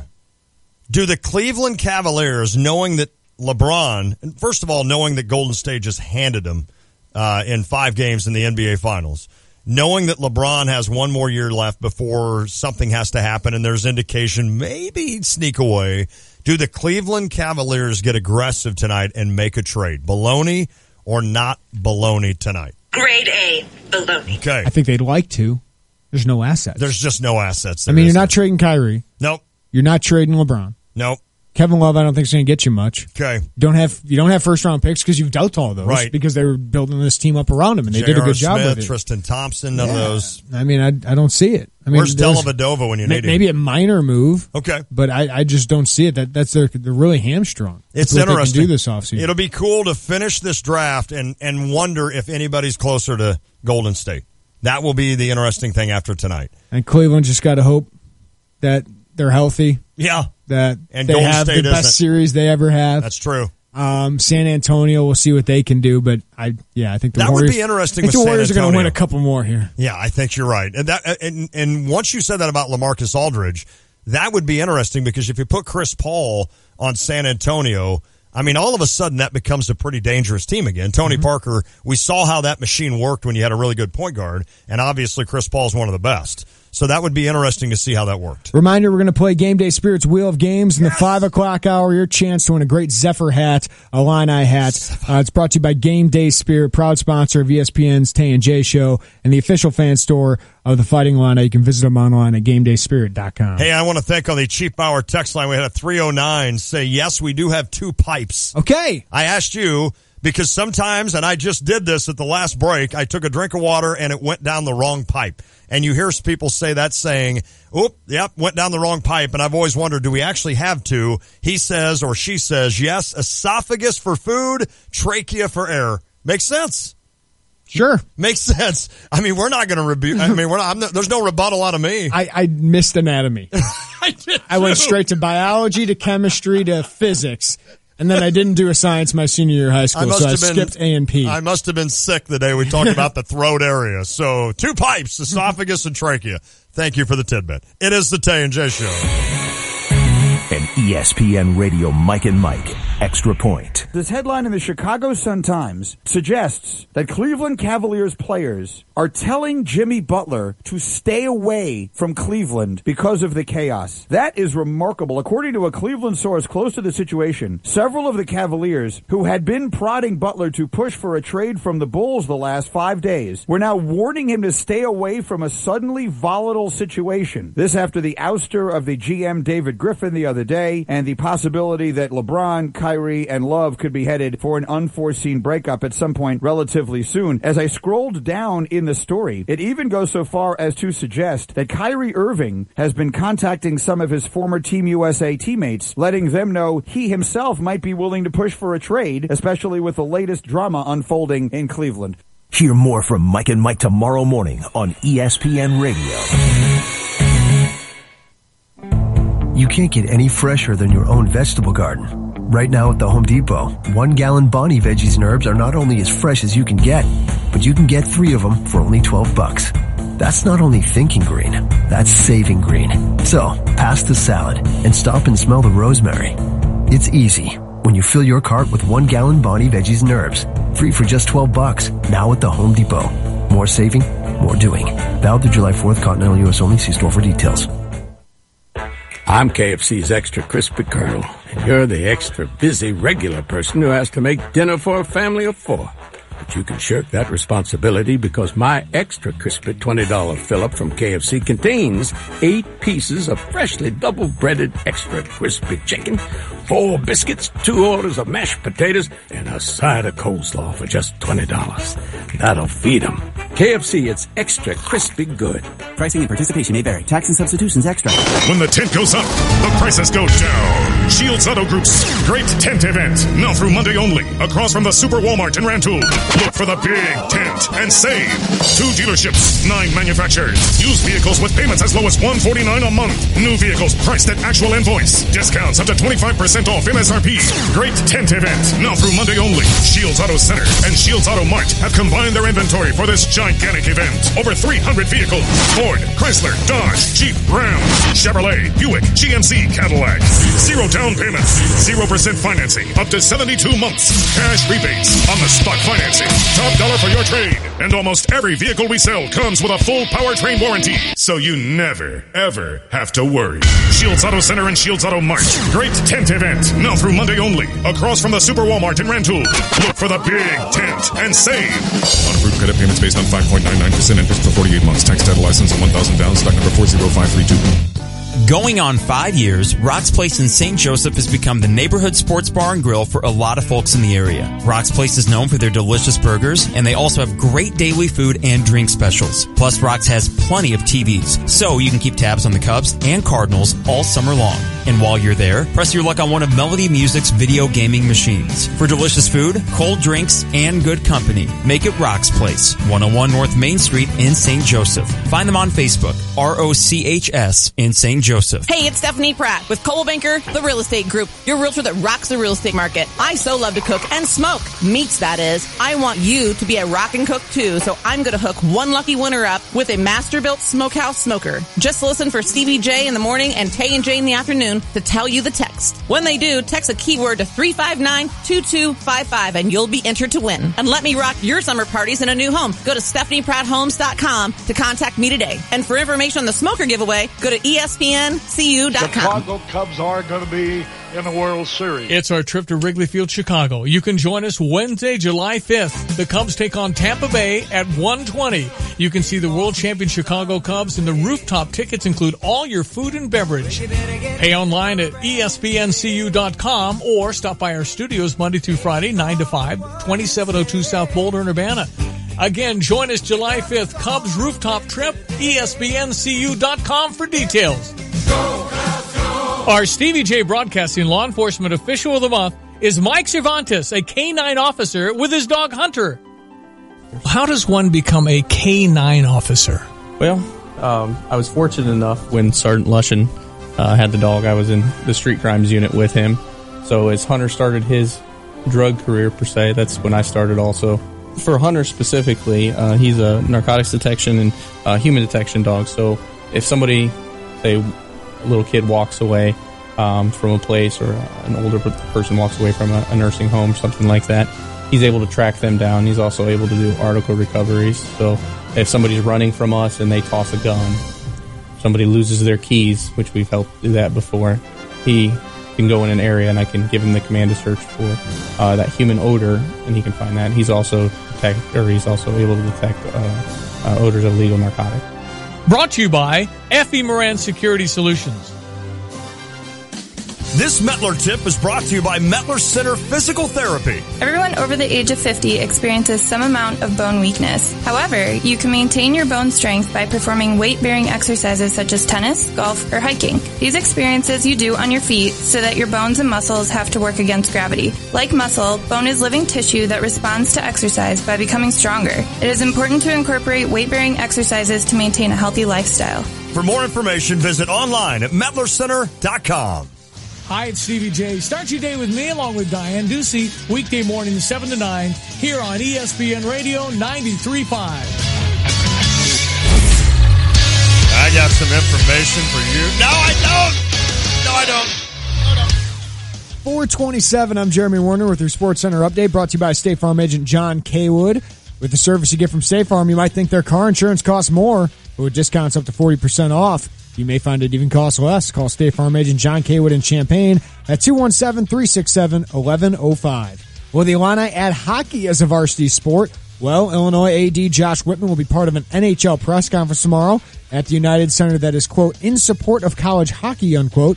Other speakers there will include NHL Commissioner Gary Bettman, Blackhawks President John McDonough, and Sabres owner Terry Pegula, who donated $102 million for Penn State to start their D1 program. Okay. Illinois football got a commitment from three-star Florida wide receiver Carlos Sandy last night. 5'9" speedy slot receiver picked the Illini over Syracuse, Western Michigan, Toledo, Southern Miss, and others. He's the Illini's sixth commitment in the class of 2018. The second player from Florida. Illini have done well in the Sunshine State. Lovie Smith has 9 commitments from Florida the last 2 years.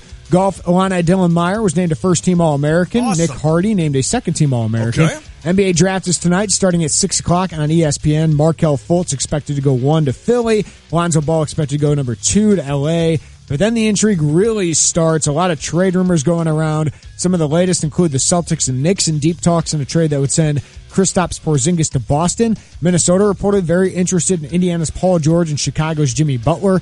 Jeff Goodman of ESPN reports Denver has checked in on Jimmy Butler as well. Okay. And the Spurs reportedly dangling LaMarcus Aldridge for a top 10 pick. I forgot Denver even had a team. Big baseball news. The Cubs have demoted Kyle Schwarber to AAA Iowa. Schwarber has 12 home runs, but currently a slash line of 171, 295, 325. Jason Hayward also put on the 10-day DL. Tonight in Miami, Jake Arrieta against Jeff Locke. Schwarber needs to be in here shooting buckets. Needs to be in here shooting buckets and getting better. Hey, this Santana, this kind of sounds about what we got tonight at Houlihan's. How about the Big Blue Stem String Band? That's going to be tonight. It's Houlihan's patio play in the iHotel. Join Houlihan's for live local music every Thursday evening this summer. It's located on the beautiful, secluded outdoor patio and features new live performances each week, plus $4.95 martini drink special tonight. Rain or shine, show goes on. They'll simply bring it inside. Again, check them out. Big Blue Stem String Band tonight. This song screams Harry. It's Rob Thomas love. Smooth from 1999. I could tell his eyes lit up when I started playing it. That's interesting. Denver checking out on the Bulls. They got a nice young core. Okay, but none real with superstar or star potential on there. We'll talk about that here in a little bit. Honestly, I'm trying to think. The last time I even thought about the Denver Nuggets was, I guess, when Carmelo played there. Well, Nikola Jokic, they're not going to trade. He's a going to be young, really, really good player. But Gary Harris, who the Bulls should have drafted instead of Doug McDermott, right, turned into a really good NBA player. Jamal Murray from Kentucky, just starting to hit his stride in the NBA. Kenneth Faried, guys, Emmanuel Mudiay. So they could put together an interesting, collection of young talents, and they also have the number 13 pick. But man, for Jimmy Butler, right, I feel like you need somebody with star potential. Totally agree with that. Well, let's talk about tonight's NBA draft. I have a feeling our visit is going to be more about trades. We welcome in from MBADraft.net, Michael Weisenberg. Michael, how you doing today, my friend? Jeremy, thanks for having me on, and happy draft day. Yeah. Well, Michael, let me ask you that. There's so many Jimmy Butler rumors right now, and this Denver one. Have you watched enough of Denver to know is there enough of a package there that could get you to trade Jimmy Butler? There are some. I heard what you guys were saying before, and there are some definitely some solid young players on Denver. It would be tough, I think, to get a package where you're kind of feel good about trading Jimmy Butler. I feel like there might be some possible better offers out there. Especially, if you're picking higher. You're saying, with the 13th pick in the draft, this is kind of seen as like a draft that maybe goes up to 10 or 12. So you're not necessarily getting that guy. And, yeah, as intriguing as the young players are, you're absolutely right. They're not going to give up Nikola Jokic. They are Denver has some nice young talent, some good assets. If you throw in maybe a first rounder next year, but again, since they're right on the cusp, and especially if they add Jimmy Butler, it would be pretty tough for the Bulls to be happy with whatever Denver has to offer. Michael, do you feel like the trade talk is, kind of taking over the prospect, the stuff you focus on? It seems like, we're talking all trades and not much about these prospects. Well, I think, the trade definitely have to do with the prospects. I think that's eventually where it's going to be. The fact is that there are so many big names floating out right now who seem like possible trade candidates. With the Kristaps Porzingis stuff, which just seems out of control, and I'm fairly certain that the Knicks will kind of come to their right mind and realize what they have in him, and that they, again, probably won't get a package that will come close to equaling what he has to offer. Even with, intangible issues, everything like that, I think you have to let that roll. Since, you're in such a favorable position to keep him for a while down the road as well. But yeah, I think eventually the prospects are kind of going to be part of this whole thing, as they always are. You realize eventually, down the line, that these trades turn into these guys, and I think that kind of helps you refocus eventually once everything comes to fruition. Follow Michael Weisenberg on Twitter. It's at NBA Draft Mikey V. I'll ask you about the draft in general. What excites you going into this thing tonight? I think we understand who number 1's going to be. We understand who 2 is going to be. We don't even know if Boston will have that 3rd pick. I guess that's where it gets intriguing. But is it that 3, 4, 5 spot right in there that's going to get you excited tonight, Michael, going into this? Oh, yeah. The first 2 seem like they're pretty set in stone at this point. Though, you always had the rumors of the Lakers trying to move up, or they loved Markelle when he came in for a workout. But I think it's the first 2 are probably going to be Fultz and Ball. After that is where it gets really interesting. And there are so many trades and possibilities there. Again, Jimmy Butler seems to be a real focal point here. And if Boston really wants to take that next step right away and try and go with Jimmy, I think they need to figure out a few things in as far as every other position is concerned. We saw that, Isaiah Thomas had a pretty tough time. You've got Marcus Smart and Avery Bradley, who are great defenders, but not necessarily ready to take that next step up to contention, I guess. And yeah, I think those picks are just going to be really interesting. Right now, it looks like Jackson Tatum, Fox, but Dennis Smith is probably in contention there, right. And little do we know, anything can happen. Last year, it seemed like Chris Dunn was going to go number 3, and then Boston swooped in and ended up keeping the pick. They were possibly going to trade Chris Dunn, and then they chose Jaylen Brown. So I guess, again, it kind of starts with Boston. Follow Michael Weisenberg on Twitter at NBA Draft Mikey V. A good follow for tonight. I'm intrigued by that next group of players from 6 to 9-ish that people think is a real strong point of this draft. I mean, of these prospects, who do you like the most? When you mentioned Dennis Smith, we saw him here at the State Farm Center against Illinois. Really talented point guard. Jonathan Isaac we saw from Florida State, 6'10", long, athletic, pretty good jumper. Zach Collins, the center out of Gonzaga, who I loved in the NCAA tournament, and then Malik Monk out of Kentucky. Out of that group, how strong is that group, and who do you like most? I think it's a very strong group. I think there are a bunch of guys who have a chance to play nice roles right away. I like Dennis Smith the most. I think that, there's a chance that he has some star potential. So he would be a really intriguing pick at 6 or 7 to me, and possibly for a trade with a contending team. We heard that Boston might be interested.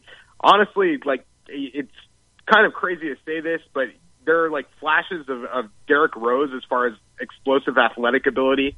And I know, Chicago fans probably remember those good old days. There are some questions regarding intangibles, and he had a pretty tough season there. he at one point, kind of took himself out of a game, and people were talking a lot about that. But I think he just has so much talent and such an ability to contribute in a number of ways that people are kind of realizing that he could be something pretty special. So he's the guy that stands out the most to me.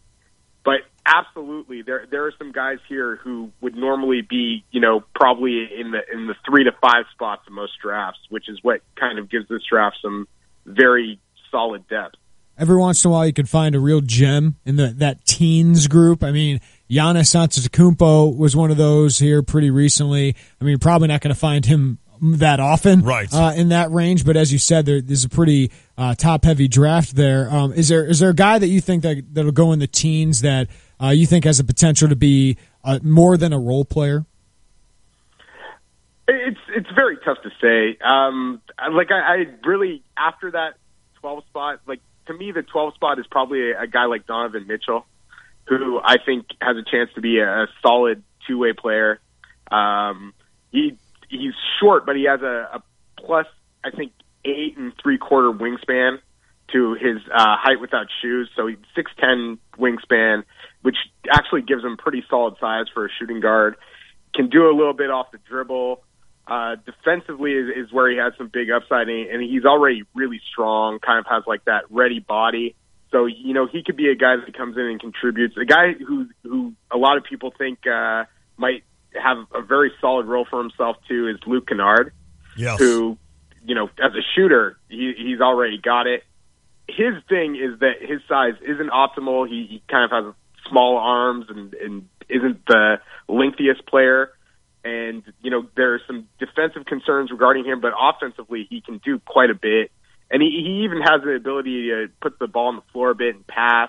He's not going to be your primary handler, but, with a guy who has an ability to do more than just shoot, he's somebody who's kind of intriguing there as well. I'm looking at your mock draft right now, Michael, on NBADraft.net. You've got 2 Big Ten players in the first round. DJ Wilson, late to Utah, and then Caleb Swanigan, the last pick of the round, to Utah as well. And Anunoby going, what, and Anunoby, 34? yes, right. So 3 only. In 2 rounds, basically 3 Big Ten guys. Not a strong effort there. And for a lot of people, Michael, it's always interesting to me, and I'm one of those guys. You watch Caleb Swanigan dominate the Big Ten, but yet a guy like DJ Wilson with his length, his wingspan, he presents probably more of a better option in the NBA, right?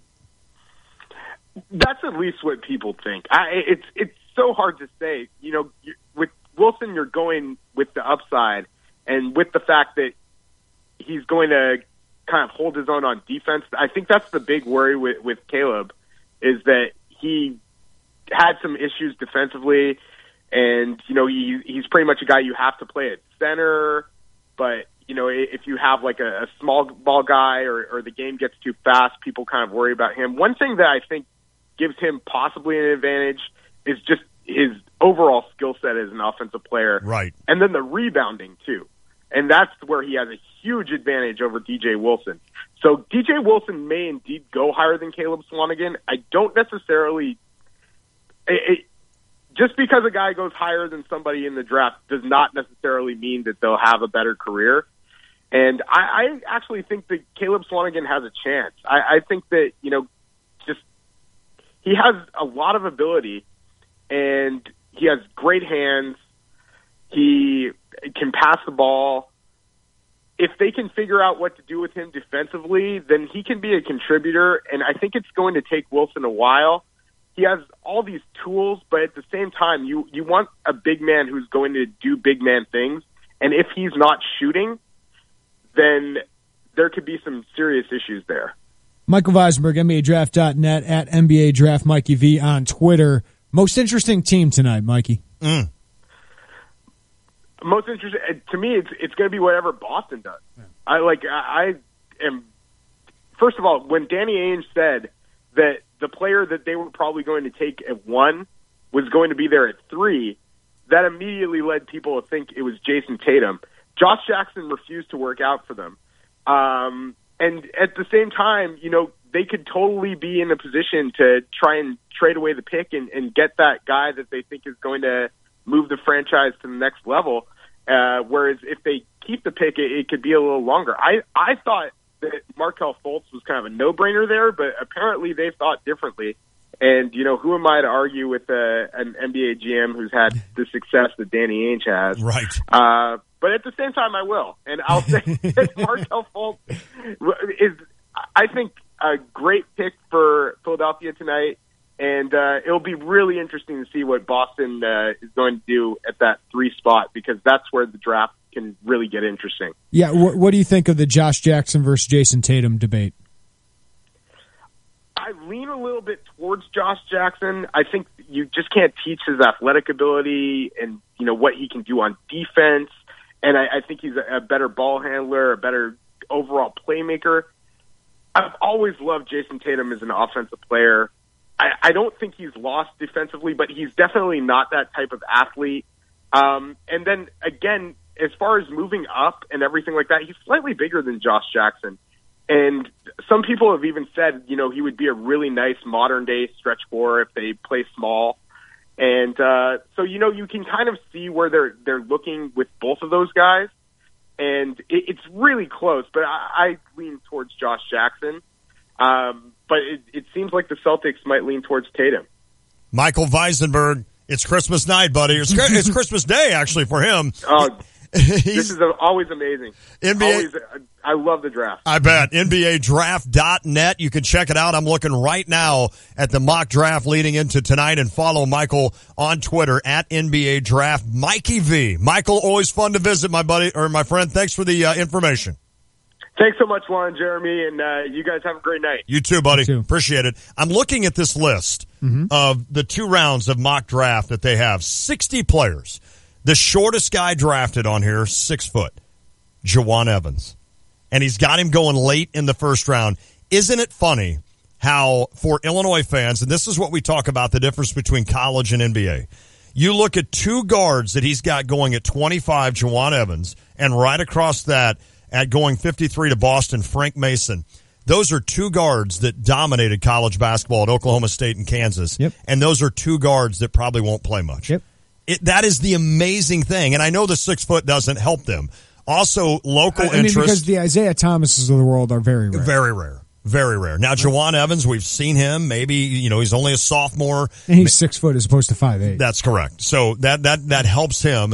Locally, Alec Peters, of course, who played for Valparaiso. He's a kid from Washington, Illinois, over near Peoria.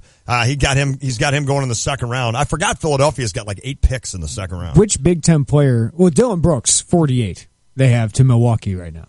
Just think how good he was. Wow. In college basketball. I've looked right past him. It's just it's about athleticism. It really is. It's about potential. It's about what can they be, not what they are. That's crazy. So which Big Ten player do you think goes first? DJ Wilson, Michigan, Caleb Swanigan, Purdue, OG Anunoby, who a lot of people thought was going to be a top 20 pick, but had that injury. Who do you think goes first? I think OG goes first. I do. I think when you're that late in the first round, you're taking on potential, right? I mean, you kind of know. To me, you know what Swanigan is, and that's not bad. That's not bad. I think Caleb could be a very serviceable player in the NBA for a long time. DJ Wilson, you're taking a little bit of a chance. He's so athletic. That reach of his is incredible, and how much better he got the second half of the season is got to be really tempting for these NBA guys. But to me, I think I'd take OG and hope that after another year even, he's fully healthy and can just be athletic, because that's what he is crazy athletic. Yeah, you know me. Mm-hmm. I got my man crush. You love DJ. I think DJ Wilson is the exact fit for an NBA stretch 4. I agree. Right now, I think he's coming into the NBA at a great time where he can play the 5. He's 6'10". I mean, he's kind of built like a Tayshaun Prince or a Jared Jeffries kind of player. I think he could be better than Jeffries, who's taken a lot higher. But 6'10", 235, pretty good jump shot, can block shots. Great length. I think he's a nice role player in the NBA for a really long time. Kind of like Tayshaun Prince was. Right. I think on a good team, which he's probably going to go to in the back half of the first round, I think he could be a great fit and a long-time NBA guy. I like Swanigan at the next level too, because he can shoot. I agree with you. If he couldn't shoot threes or anything like that, I'd worry about him because he doesn't defend, but he could be an elite rebounder and a good shooter you can get on the court. We've all seen the transformation he made with his body when he was a young man, overweight, and now 350. It's unbelievable. And then you look at him at Purdue. The next time you see him in a couple of years on an NBA court, you won't even notice him. Yeah, he'll be trimmed up so much. He'll have to be if he's going to play in the NBA. Last one, Chicago. They've got taken Jarrett Allen, 6'10", out of Texas. Would you be happy with that? Whatever. Are you going to have a Jarrett Allen bash, like a big party? I would have a party if they got Zach Collins. Okay. Malik Monk, Lauri Markkanen, Arizona, big guy who can really shoot it. Donovan Mitchell from Louisville. I'd be excited. Really athletic guy. The rest of it. Justin Jackson's athletic, Carolina, but he can't do anything. He is the most likely to be a Bull because he's a 3 or 4 year player. Exactly. Who's productive at a very prestigious university. Kind of fits with that. I want him to kind of get a guy who's got an upside. Yes. You know, they seem to be drafting very safe. I'd like to draft a guy with an upside. Would DJ Wilson at 14 or 16, would that be too high? It might be a little high, but I do like his game. You'd like it. And I like his game for Fred Hoiberg's scheme. Yeah, that's true. TJ Lee from UCLA kind of fits that as well. A guy who can shoot. More of a modern day stretch 4 big man. I would like those guys. How about Dwayne Bacon out of Florida State? That's a sweet name. Nothing wrong with that. Bacon. All right, 359-2255. Next hour, Ryan Easterling, IlliniInquirer.com, talk Illinois football, and Nick Fabrini, Illini Club hockey coach. We'll fill you in more on that as we go along about a press conference that could be interesting tomorrow. There are some interesting NBA draft prop bets. Okay. That we should get to. Let's do it. We'll do it next. If you want to weigh in, 359-2255. Tay and J Show. DP Dough is the original calzone company, and they cater all types and sizes of events, from office orders to private parties to entire visiting football teams. Everyone will be sure to enjoy something different than the same old sandwiches or pizza. DP Dough also delivers to nearly all of Champaign, Urbana, and Savoy until late at night. So give them a call or order online when you're hungry and no one else is delivering. With over 1 million calzones served since opening in 2006, DP Dough is sure to satisfy and fill you up. DP Dough, the original calzone company. Oh, hey, hi, hello there. It's me, your air conditioner. You can call me AC if you want, but Mr. Conditioner is my dad's name. Okay, listen, you may have noticed that I'm using a lot of energy right now, and that's why you need to call an expert. Yep, the experts can give me a precision tune-up, so you'll save up to 30% on energy bills, and I won't have to work so hard, which is great because I'm about to pass out. At Chief Bauer Service Experts, save $41 off an AC Precision Tune-Up. Call 866-EXPERTS or visit chiefbauer.com. For expert service guaranteed. Call 866-EXPERTS. It seems like in every home, there's at least one room that's either too hot or too cold. Well, it doesn't have to be that way. Mitsubishi Electric has your comfort solution. Mitsubishi Electric cooling and heating systems are up to 40% more efficient with no ductwork and whisper quiet. Individual room control, giving you the freedom to find your perfect comfort level and save money too. Make your whole home comfortable again. See Lance Heating, Cooling, and Plumbing for your comfort solution and live better.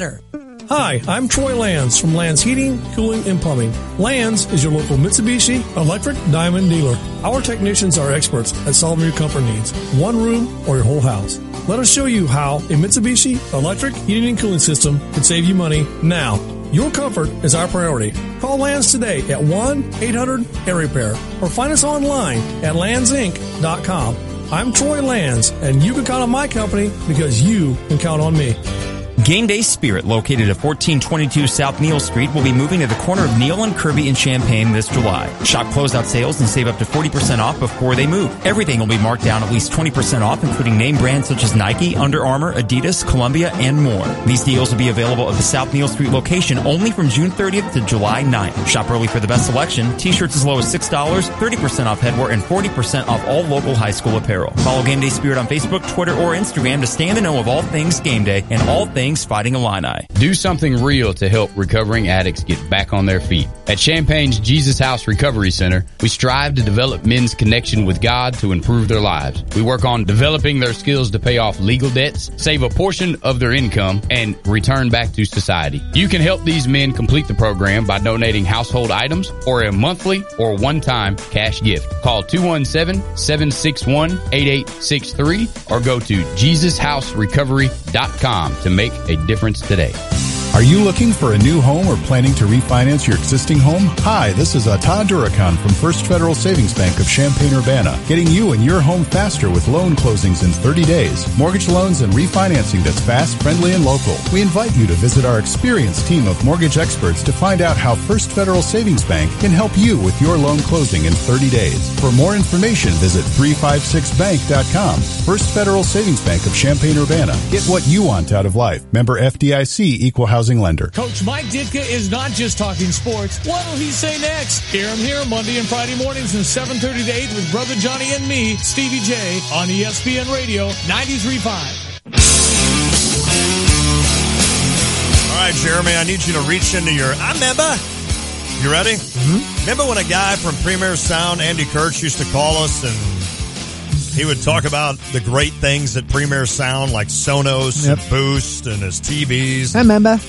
Well, tonight, his team the other night beat Andrew's team, but the showdown again tonight. Winner moves on, loser done for the year. So it's, I'm telling my son, I'm like, don't you talk to Andy? Don't you? Andy said the other day, Andrew walked by him and he's like, are you that Premier Sound guy? That's me. Andrew's got some moxie on the field. All right, so here's a couple prop bets. Okay. For tonight's NBA draft. By the way, I brought in some Gardettos. Yeah. That is a really good. What is your favorite Gardetto piece? My favorite is the whatever, I got to point at it. It's like it's not the brown wafer. My mom is the biggest fan of those brown wafers. It's the whatever that is. The curly breadstick. Yeah, the breadstick kind of thing. There's a couple breadsticks in there. Yeah. And the pretzel. The pretzels are good. It's the fatter breadstick. Okay. That's my favorite. That one right there. Okay. Yes. Yeah, the rounder, fatter one. Because you got the normal pretzel that's kind of corkscrew or whatever, and then you have the pretzel, skinny pretzel. Yeah. There's a lot of wafers in here. I don't eat the wafer. Really? Andrew's the only. The problem with Gardettos is your breath. You better have something to clean that mouth afterwards. Your breath is not good. What is the stinkiest food you can eat when it comes to breath? Or like snack? Funyuns is up there. Funyuns would be bad. Funyuns are really bad. Doritos. I was about ready to say Doritos aren't. The nacho cheese or the Cool Ranch? Ooh. Which one is stinky? Probably the Cool Ranch. Yeah. I like the nacho cheese. I think nacho cheese more mild. A little bit. But Gardettos for sure rates up there. That rates up there sour as a bad cream and onion chips. Yeah. Yeah. I mean, anything with sour in it.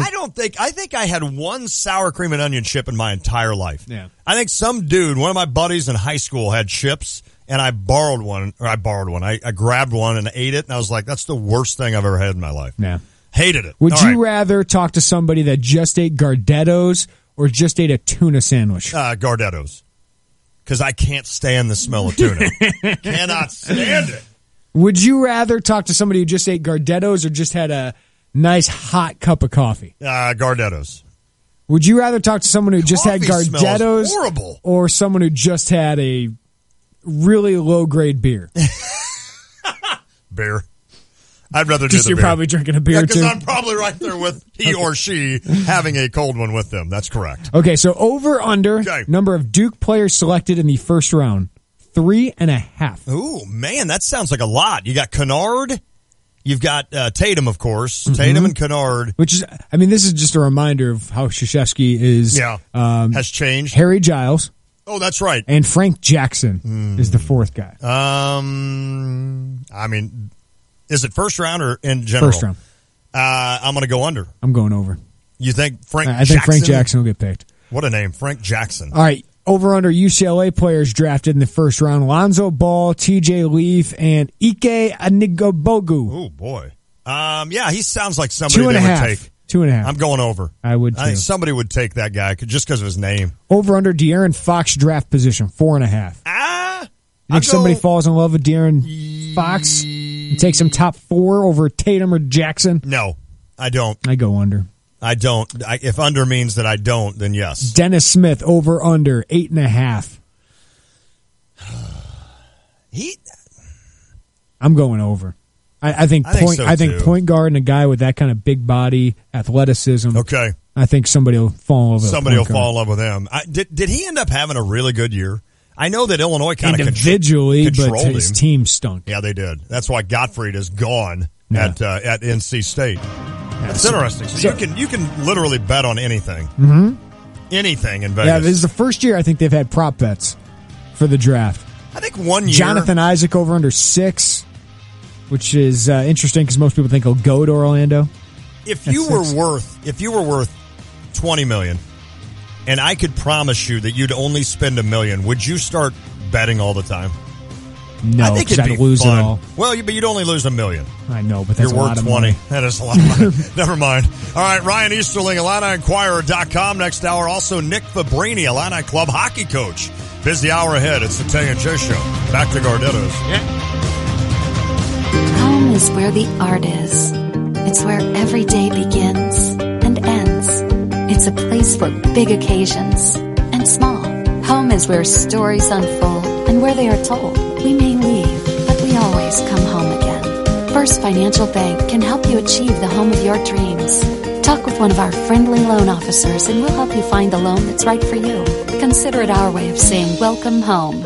From First Financial Bank. Equal housing lender, member FDIC. Check out the new BMW of Champaign. It's not like the old Twin City. They have new on-site local ownership since 2013, along with a new state-of-the-art facility. With a Customer First Service Award winner for 2015, BMW of Champaign does business your way. Yes, they have tons of cars. Yes, they'll get you what you want. Yes, they discount, deal, and even pick up and deliver. So stop in, ask for Ben, and give BMW of Champaign a look. BMW of Champaign at the corner of Neal and Burwash in Savoy.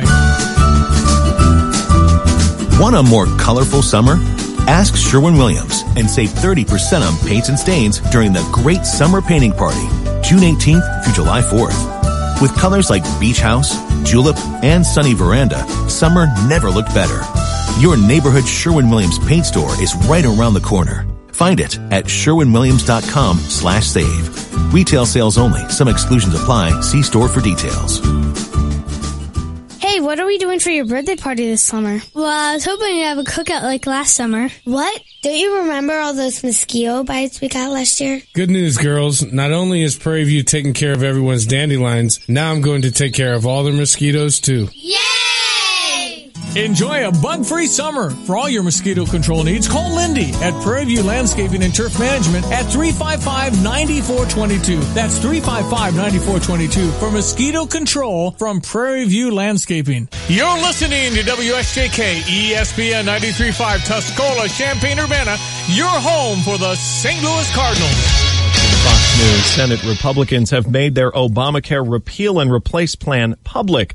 Fox's Dr. Sapna Parikh has those highlights. The Senate's health care plan would get rid of the individual and employer mandate to get insurance. It still includes tax credits and subsidies to offset costs, but like the House version, older customers could be charged more. The plan would keep the requirement that insurance companies have to accept people with pre-existing conditions, but it still includes cuts to Medicaid. Sapna Parikh, Fox News. Well, as for the support of the plan in the Senate, already a handful of GOP members have said no deal. Fox's Jared Halpern is live at the Capitol. Republican leaders are not counting on support from any Democrats. Minority Leader Chuck Schumer summing up his view of a Senate health care proposal. The president said the House bill was mean. The Senate bill may be meaner. But with a 52-48 seat majority, Republicans can afford just 2 defections, and already 4 conservatives have said they're opposed unless there's changes. I just didn't run on Obamacare Light. I didn't run on replacing it with more government programs. Kentucky Republican Rand Paul, joined by 3 other Senate colleagues. Several other Republicans say they're so far undecided. Brett. Jared Halpern live at the Capitol tonight. Thank you. President Trump today responding on Twitter to confirm there are no Comey tapes. The president tweeted, "I have no idea whether there are tapes or recordings of my conversations with James Comey, but I did not make and do not have any such recordings." The speculation over tapes began in May when the president tweeted that Comey better hope there are no tapes of our conversations before he starts leaking to the press. Comey has claimed the president personally asked him to lift the cloud of the Russia probe. In Washington, Rachel Sutherland, Fox News. The Dow Jones closed down 12 points, 21,397. Fox News, fair and balanced.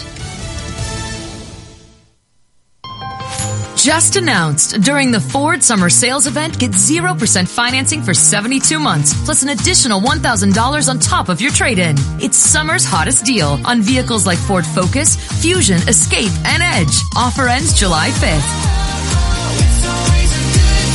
Take on summer right with Ford, America's best-selling brand, and save big across a full lineup of Ford vehicles. Get 0% financing for 72 months, plus $1,000 on top of your trade-in. Hurry into the summer sales event, going on now only at your Ford dealer.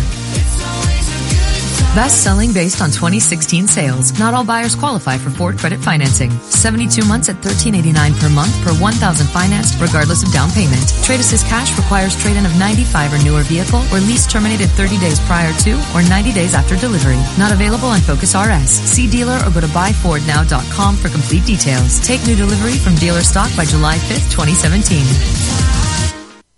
New York man arrested and charged with trying to travel to support and join ISIS. Fox's Colonel Scott. Federal prosecutors say Saddam Mohammed Rashani was detained at New York's JFK Airport. Through a confidential source, it was discovered that the Bronx, New York resident aided a friend in getting supplies to take to terrorists, even telling the source how they could avoid being found out. Rashani's plans included leaving to join ISIS. He was attempting to board a flight to Portugal yesterday when he was arrested. Rashani faces a single count of attempting to provide material support to foreign terrorists. That carries a potential 20-year prison sentence. In New York, Colonel Scott, Fox News. It was a false alarm of the big one hitting off the coast of California today. Fortunately, nothing happened. Fox's Jessica Rosenthal. The newsrooms based in Southern California were probably the most suspicious because if there was a 6.8 magnitude quake right off the coast of Santa Barbara, we figured we probably would have felt something, but we didn't. Turns out that's because it hadn't happened. A quake of this magnitude did happen, but 92 years ago. What happened may have been due to a software glitch. A Caltech employee was apparently trying to adjust the locations on some historical quakes to make them more accurate when the date got changed from 1925 to 2025. The system read that as a new quake and sent the alert out. Jessica Rosenthal, Fox News. North Korea conducting another rocket engine test, which could potentially be used on a future intercontinental ballistic missile that could reach the U.S. West Coast. This, according to two U.S. officials speaking with Fox News. The officials say, in addition to an ICBM, the engine could also be used for a future new rocket capable of putting a satellite into orbit. North Korea has conducted 5 nuclear tests since 2006, including 2 last year. In New York, I'm Brett Larson, Fox News Radio.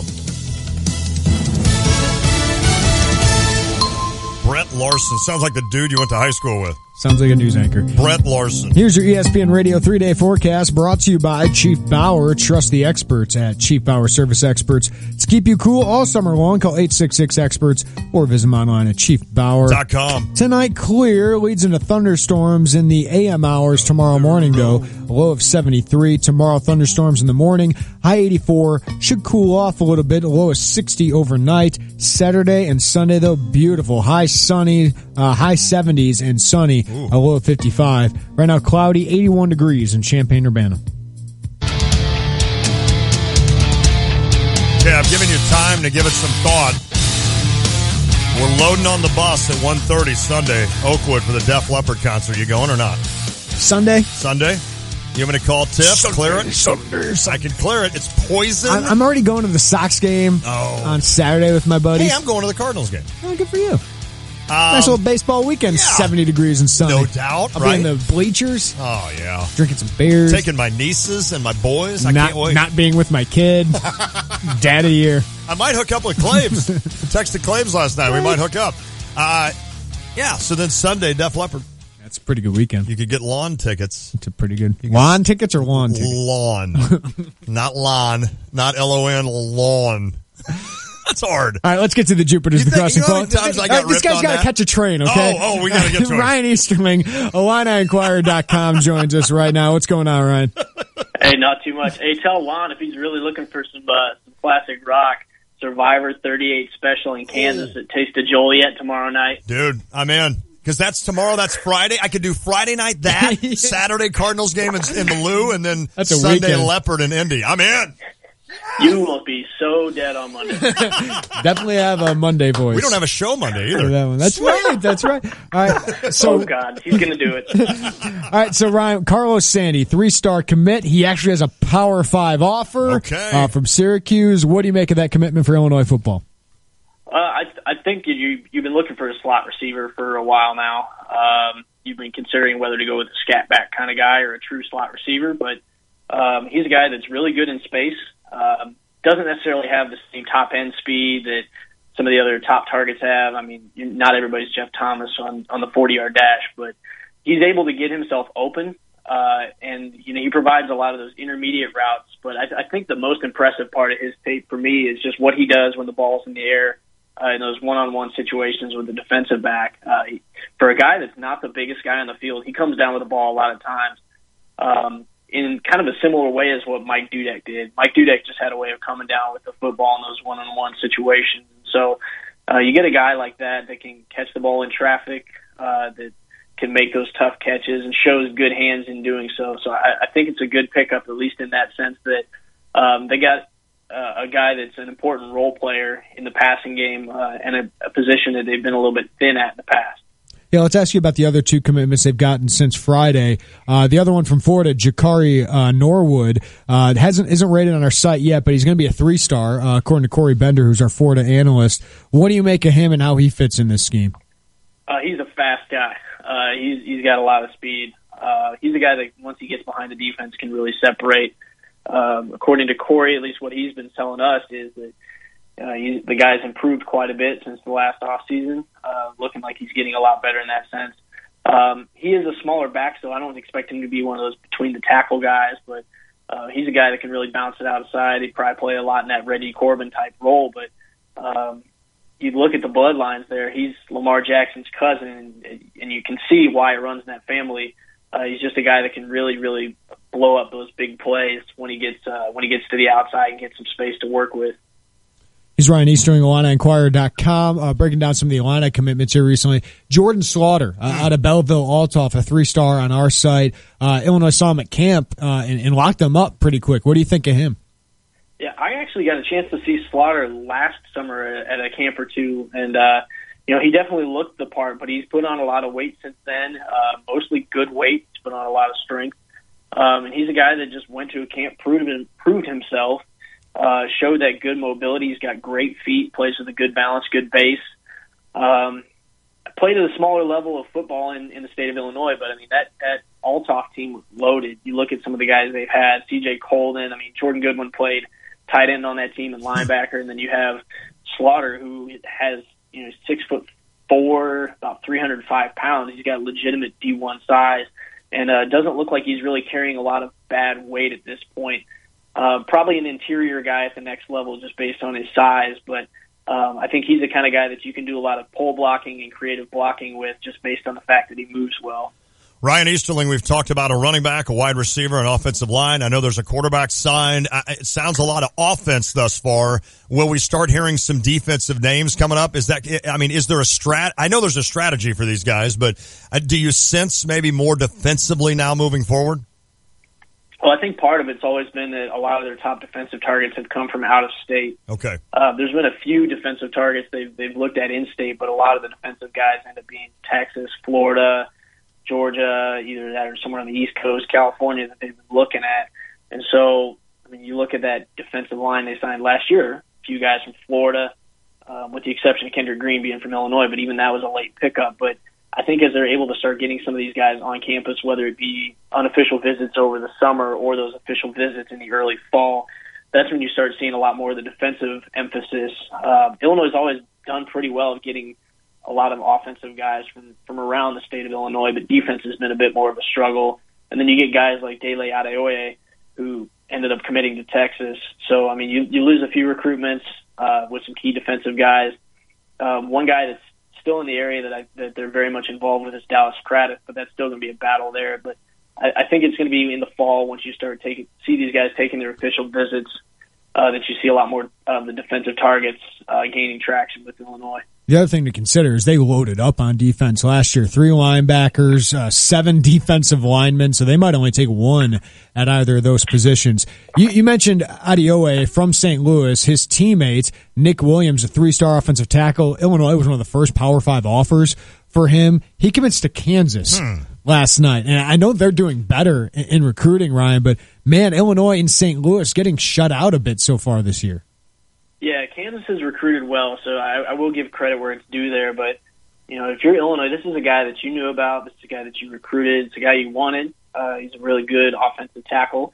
I would probably take him instead of Julian Pearl if it was one-on-one heads up. But, at the same time, St. Louis hasn't been great to you so far. And you put a lot of emphasis on that area, and it's tough to take loss after loss in that area. But the thing is, with so much talent there in not only the rest of the 2018 class, but 2019, 2020, especially at a school like Trinity, where they got Larry Boyd from, and a school like Trinity that has a dynamic and exciting quarterback like Isaiah Williams in 2019, you can't really give up. If you give up this easily, then other schools are just going to go in there and pick what they want. I think you have to persevere through some of the lumps they're taking now.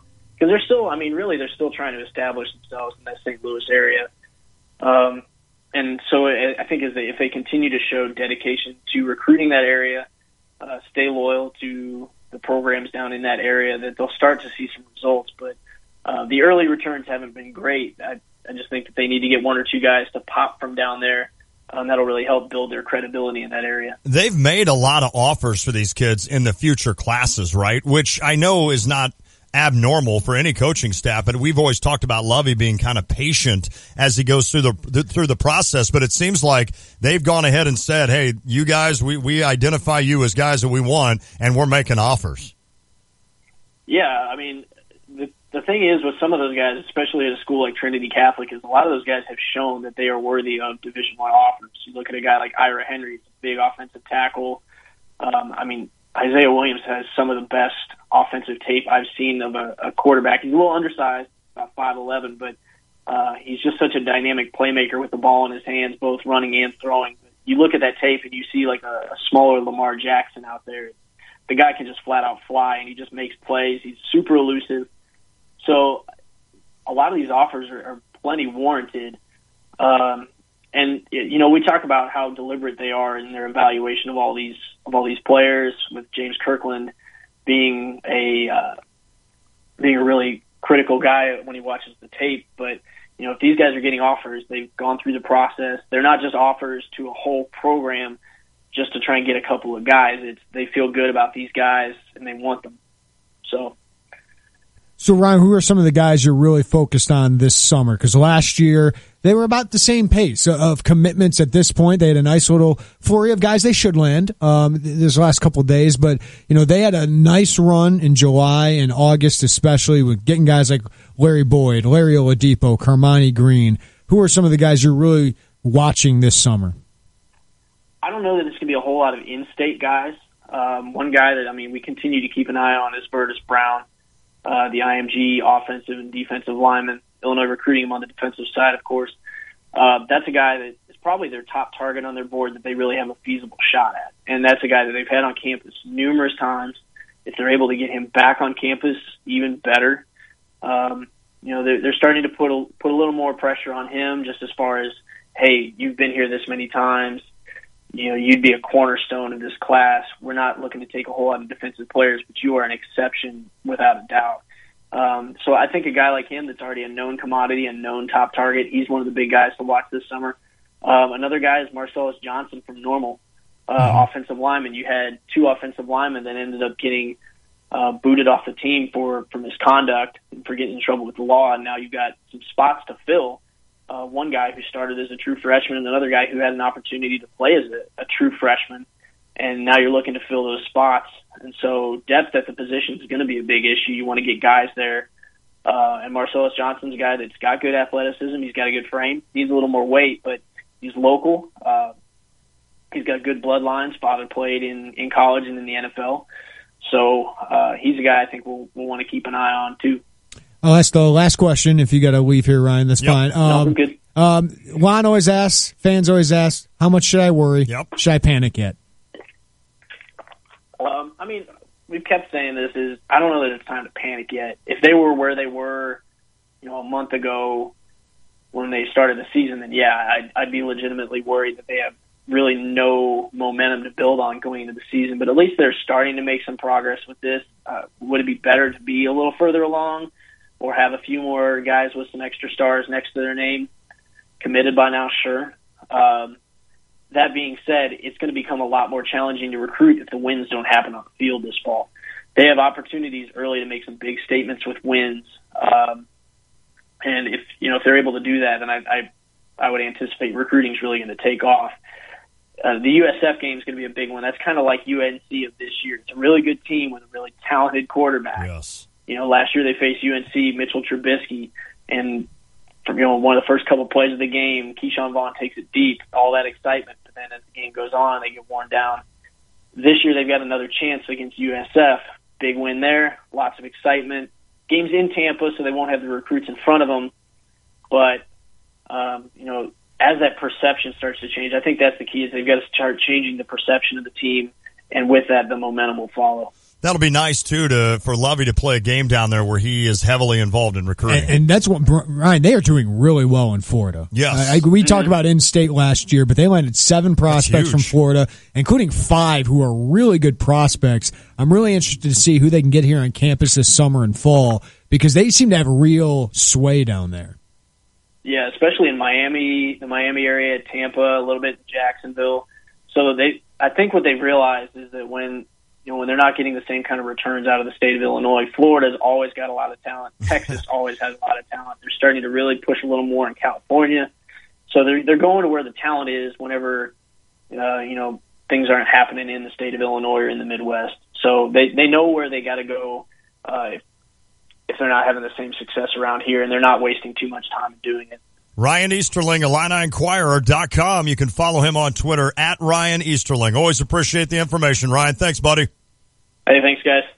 Good stuff. It's interesting. Yeah, Florida's going to be really important because they are struggling to get the top kids in state. Now, they've gotten some kids I think they should get. I mean, kind of back end of the class. I think Jordan Slaughter's a really solid get. I think Karan Taylor, good get. Julian Pearl is a very intriguing prospect, but he's a project. Right. Antoine Walker, I think, is a solid get, but one that Illinois should get. They haven't won a battle. Okay. Right? They haven't won one of those big battles yet that, Ricky Smalling just made you go, okay. Yeah. This can be different. Larry Oladipo. Yes. Larry Boyd. Those made you go, okay, we can do that. They haven't done that yet. Losing on Greg Newsome, losing on Devin O'Rourke, Deli Adieo, you go to Texas, you're probably going to win that, but Illinois wasn't able to close it. Right. And I don't expect them to win those, but you haven't won any of those. No, exactly. Quite yet. So it concerns you a little bit, but they do have some ties in Florida. They should have some big visits. But getting a guy like Vertus Brown on board this summer would just be gigantic because you're selling more that, hey, look, this kid's signing up. We're actually going to do it. Combine that with last year's class. This could be something really good. And I need to be patient, and I am. And I trust the process, if you will.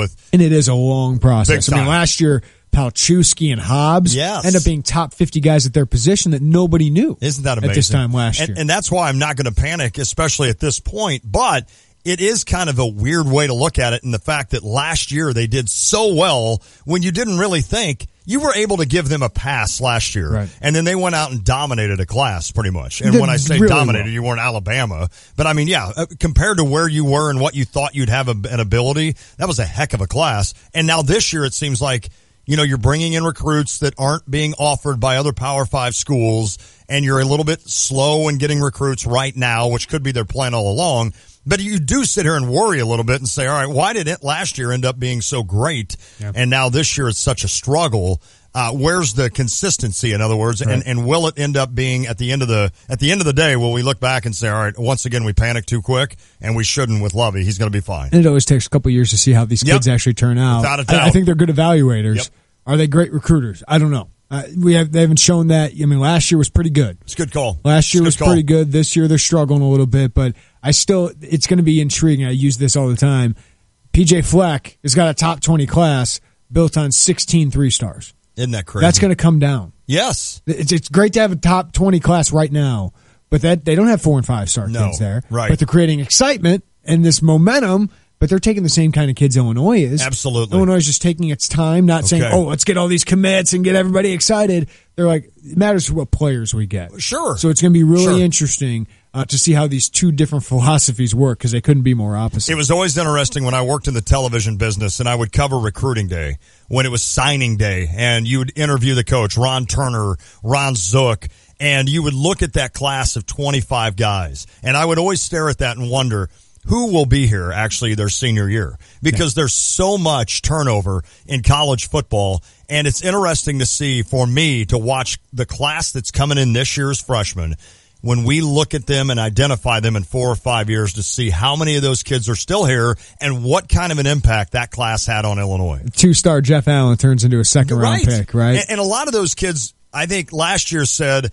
we want to do this for Lovey. We want to be a part. Ricky Smalling said that. Want to be the start of it. We want to be the part of the first class for Lovey Smith that gets things turned around. We hear that all the time as Illinois fans. Oh, we want to be the class that turns it around. We've heard that. I've heard that my whole life. Yeah. But it's a little different with regards to, you've got a new coach. They want to be the ones that kind of get things turned around with Lovey Smith. Yeah, Mark Smith, exactly. In basketball. I have seen it happen in basketball. Yeah. I really haven't seen it happen in football. The story of the day is that Josh Whitman, Illinois athletic director, will have a press conference tomorrow at the United Center, along with NHL Commissioner Gary Bettman, Chicago Blackhawks President John McDonough, Buffalo Sabres owner and Penn State financier Terry Pegula, who is funded a hockey program at Penn State. He gave $102 million. Just 102, just a random 2. So this is Illinois and the NHL and all these big names combining, it seems like, to have a feasibility study for Illinois about Division I hockey and having a varsity program here at Illinois.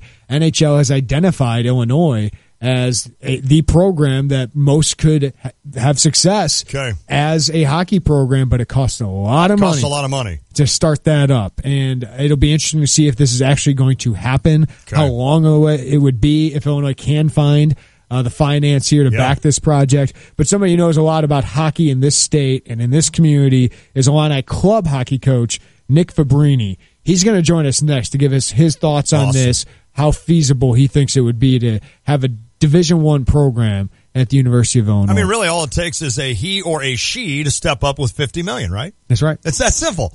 It's the Tay and J Show. Check out the new BMW of Champaign. It's not like the old Twin City. They have new on-site local ownership since 2013, along with a new state-of-the-art facility. With a Customer First Service Award winner for 2015, BMW of Champaign does business your way. Yes, they have tons of cars. Yes, they'll get you what you want. Yes, they discount, deal, and even pick up and deliver. So stop in, ask for Ben, and give BMW of Champaign a look. BMW of Champaign at the corner of Neal and Burwash in Savoy. When you hit the brakes in time, but the guy behind you doesn't, get it to Gerber. When your teenager puts the dent in Stu Dent Driver, get it to Gerber. Gerber Collision and Glass. Call 877-7-GERBER. Gerber comes highly recommended. Hanson's Auto Repair in Urbana is a family-owned and operated full-service garage. For over 40 years, they've offered friendly atmosphere, quality work, and reasonable prices. Whether it's an oil change, brake service, or engine replacement, Hanson's Auto does it all. They're a locally owned dealer who cares, providing fast, comprehensive, and expert service. Family-owned, operated, and trusted since 1966. Hanson's Auto Repair, 1202 East Washington in Urbana. Open 8 to 5 Monday through Friday. Visit them online at hansonsautorepair.com. Eat, shop, play, and explore. Rediscover Campus Town. Every Thursday now through August 17th during 13 Thursdays. Summer's finally here and we're loving the specials in Campus Town. You can find great deals on clothing, accessories, and food each Thursday during 13 Thursdays at participating businesses. Save big this summer when you shop and eat your way through Campus Town. And enjoy 1 hour free parking at the campus parking deck located on 6th and Healy each and every Thursday. Visit ChampagneCenter.com. 13 Thursdays is presented by the Champaign Center Partnership. Got a question? Talk to our experts at StevieJay.com. Experts are ready to answer your questions for free. Looking for cool trends in clothing or gear as you support area teams? Game Day Spirit is the official fan store of the Fighting Illini. Landscaping tips are also available from Country Arbor's Nursery. New tile or soft surfaces in your home or business? Flooring Surfaces, where the world is at your feet. Experts are available now online at StevieJay.com. Tolono Fun Day starts June 23rd on Friday with the 5K run and walk and kids stash with help from Busey Bank Tolono. Be a part of the Tolono Twilight Track, then the free family movie in the park with Moana, including free popcorn thanks to Tolono Monocle. All day, June 24th, Tolono has festivities to the Boom Boom Boys do their fireworks show at 9:15 on June 24th, sponsored by Brian's Buildings in Tolono. Support the Tolono Fun Day Festival by getting your golf cart raffle ticket thanks to Battery Specialist plus golf carts. Facebook has all the details. Just search Tolono Fun Day. When the tent goes up, the prices go down. Shields Auto Group's Great Tent Event, now through Monday only, across from the Super Walmart in Rantoul. Look for the big tent and save. 2 dealerships, 9 manufacturers. Used vehicles with payments as low as $149 a month. New vehicles priced at actual invoice. Discounts up to 25% off MSRP. Great Tent Event, now through Monday only. Shields Auto Center and Shields Auto Mart have combined their inventory for this gigantic event. Over 300 vehicles. Ford, Chrysler, Dodge, Jeep, Ram, Chevrolet, Buick, GMC, Cadillac. 0 down payment, 0% financing, up to 72 months. Cash rebates, on the spot financing. Top dollar for your trade. And almost every vehicle we sell comes with a full powertrain warranty. So you never, ever have to worry. Shields Auto Center and Shields Auto Mart. Great tent event, now through Monday only. Across from the Super Walmart in Rantoul. Look for the big tent and save. On approved credit payments based on 5.99% interest for 48 months. Tax title license and 1,000 down. Stock number 40532. Going on 5 years, Rock's Place in St. Joseph has become the neighborhood sports bar and grill for a lot of folks in the area. Rock's Place is known for their delicious burgers, and they also have great daily food and drink specials. Plus, Rock's has plenty of TVs, so you can keep tabs on the Cubs and Cardinals all summer long. And while you're there, press your luck on one of Melody Music's video gaming machines. For delicious food, cold drinks, and good company, make it Rock's Place, 101 North Main Street in St. Joseph. Find them on Facebook, ROCHS in St. Joseph. Get strong and stay strong at your Champagne Curves. Ladies, rethink your fitness strategy. Let your Curves coach show you the health and beauty benefits that working out offers. For a limited time, new members can join. Get personal instruction and your best body all summer long for just $10. 30-minute cardio, strength training, stretching, and meal planning can get you where you want to be this season. Curves is for women only. At last, feel free to sweat. Curves, when you just want to work out. Located behind Biaggi's in Champaign. Call or go to curves.com today. Chicago Cubs are going to be in the World Series, and maybe sooner than we think. It's our trip to Wrigley Field, Chicago. You can join us on Wednesday, July 5th. The Cubbies take on Tampa Bay at 1:20. Our trip to see the world champion Chicago Cubs. Rooftop tickets and motor coach to Chicago. All your food and beverages are included. Pay online or come by the Stevie J Broadcasting Studios to pay by check. All your details at StevieJ.com. StevieJY.com. When you're heading home, Tay and J are on your way talking sports. Weekday afternoons 3 to 6 here on ESPN Radio 93.5.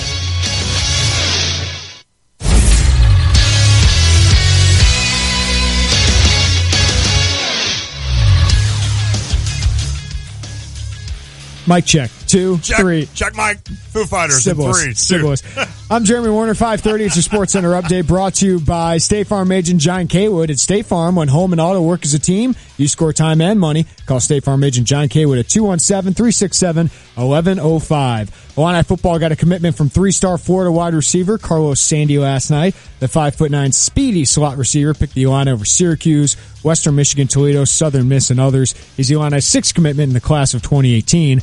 Golf, Dylan Meyer named a first-team All-American, Nick Hardy a second-team All-American. NBA draft is tonight, starting at 6 on ESPN. Markelle Fultz expected to go 1 to Philly. Yes! Lonzo Ball expected to go number 2 to L.A. Then the intrigue starts. A lot of trade rumors going around about Kristaps Porzingis, Paul George, LaMarcus Aldridge, and Jimmy Butler. Casey Johnson of the Chicago Tribune reports the Bulls have not been overwhelmed by a trade offer yet, but if the right one comes, the organization is aligned to make that move. Okay. Big baseball news. Cubs demoted Kyle Schwarber to AAA Iowa. He's hit 12 home runs, currently hitting 171, average 295 on base. Also put Jason Hayward on the 10-day DL. And tonight in Miami, Jake Arrieta takes on Jeff Locke. Cardinals couldn't pull off the sweep, losing 5-1 to the Phillies today. They host Pittsburgh this weekend. White Sox had about 5-hour rain delay with the Twins. But they hopped on Minnesota quickly. 5 runs in the first inning. They're up 5-0, already chased the pitcher. Well, the Illini add hockey as a varsity sport. Well, Illinois AD Josh Whitman will be part of an NHL press conference tomorrow at the United Center in support of college hockey. Other speakers include NHL Commissioner Gary Bettman, Blackhawks President John McDonough, and Sabres owner Terry Pegula. He donated $102 million to start the Penn State program. Do you think Whitman could get Bettman's autograph for me? You really want it? Would that? No, I really don't, actually. Hey, summer means pools, picnics, relaxation. It's also the perfect time for a mid-year financial checkup. If you've fallen behind on your goals, Busey can help you get back on track with a few tips from their experts. They ask this: have you been sticking to your budget? Review and ensure you're not overextending yourself. Make changes if you think you can pay more and cut back if needed. Finance Works puts money management at your fingertips and your financial goals within reach. You can access it within Busey eBank. Also, plan to pay off debt as swiftly as your cash flow allows. Review credit card statements. Determine if your balance has increased or decreased. Whatever your financial goal, Busey can help, from retirement planning to funding your child's college education, from buying your first home to expanding your business, from creating an investment to setting up a 401k for your employees. Enjoy your summer free of financial worries. To work towards achieving your financial goals today, visit Busey.com or stop by one of their many convenient locations. Do that today. Rick Bucher, who's now working for Bleacher Report. I met him one time. Said, did you really? Yeah. He said, outside the top 5 craziness, word is the player who could wreck mock draft havoc is Michigan's DJ Wilson. Oh! Jumping from 20s to teens. Bulls. All right, I get all the credit, right? Yep. I mean, he's been my guy before anybody had him as their guy. Without a doubt. I get all the credit. There's all the no accolades. doubt. And I was able to say, he's just a good player. He is. He's just a really good player. I like fits his so length. Well, maybe so well in the maybe NBA. he jumps up to the Bulls. I'd like him at 16. You asked me That about would be one pick at 16 that Jeremy would come in here tomorrow excited about. I'd be like, that makes sense. Yeah. That will help Jimmy Butler. I agree. Because Jimmy Butler will be a Bull. That's okay. You're saying that to you is... It is not baloney. That's exactly what you're saying. He will be a Bull. All right, let's get to the Jupiters of the Crossing phone line. I've been looking forward to this conversation all day, and I was glad we could get him on. We've had him on the show before, but he's Nick Fabrini, Illini Club hockey coach, and it sounds like, Nick, we could have an interesting press conference tomorrow with Josh Whitman, Gary Bettman, John McDonough, and Terry Pegula, who was the financier of the Penn State hockey program. This is exciting for people that want Illini hockey as a varsity sport. Yeah, absolutely. It's really, like you guys said, I think exciting is the best word. The first I heard of it was on Twitter this morning, but I'm hoping with the presence of Josh Whitman that it's going to be good news for the school. Yeah, and we're obviously waiting to hear what this is. It sounds like it's going to be a feasibility study, Nick, but what's been the conversation in the hockey community in this town and around college athletics about Illinois and possibly getting a program? So, I mean, a lot of people, I've been the coach here for the last 5 years, and whenever you talk to anybody in the hockey community, whether it's here in Illinois or in the college and junior hockey community, the first question they ask is when we're getting an NCAA program. So I think that it's always sort of been a natural fit here at the university with the Illinois being the hockey state it is, and there not really being any NCAA hockey in the state aside from Lake Forest College, which is a D3 school. So I think that it really is a natural fit. It's just always been a matter of interest from the school and money, I think, and which is the case for a lot of schools. Yeah, without a doubt. Nick, is the passion there around this area? I feel like it is. Do you sense that the passion would be there amongst Illini fans, among the area of coming and supporting a program like that? Yeah, absolutely. I mean, we draw over 1,200 fans a game as a program in the ACHA with little to no support from the school. Right. I think once you start getting NHL draft picks and having the games on national TV and all that comes along with being a Big Ten sport here in what is a college town, I think absolutely there'd be the support for a D1 program. Visiting with Nick Fabrini, he's the Illini Club hockey coach. I want to ask you, Nick, I mean, a lot of us that like hockey have been to NHL games. I've been to a few of your club games. What would be the biggest difference? I mean, in other words, how big of a step up would it be to go from the club level to a varsity sport, if you will, in terms of talent on the ice? Well, I think now more than ever, NCAA Division I has become a route to the NHL. It used to be that college freshmen would be 20, 21 years old. They'd go play a couple years of junior hockey after high school, but now, since college is a much more viable route, kids are they're leaving home earlier and going to school younger. So, and the Big Ten schools are at the forefront of these blue chip prospects. Guys who are committing when they're 16, 17 years old and then getting drafted. So, I think that where we're at now, we compete with mostly middle of the road Division III schools for players. We still go out and recruit, and those are the battles that I fight.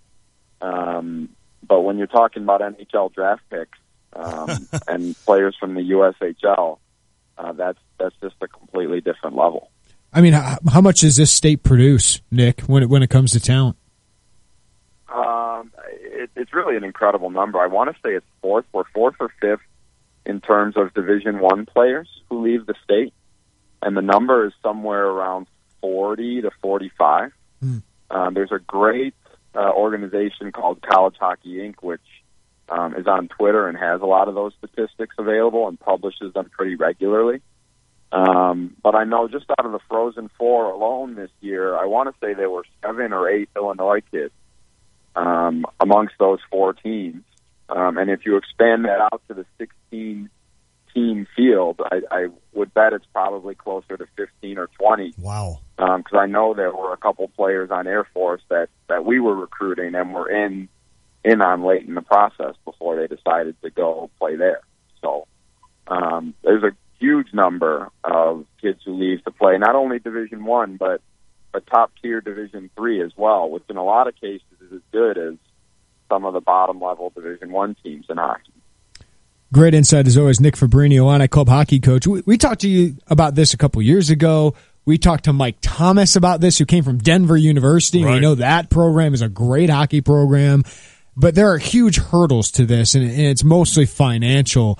Nick, I mean, how big of a hurdle do you think that is for Illinois, and what do they need to get this done?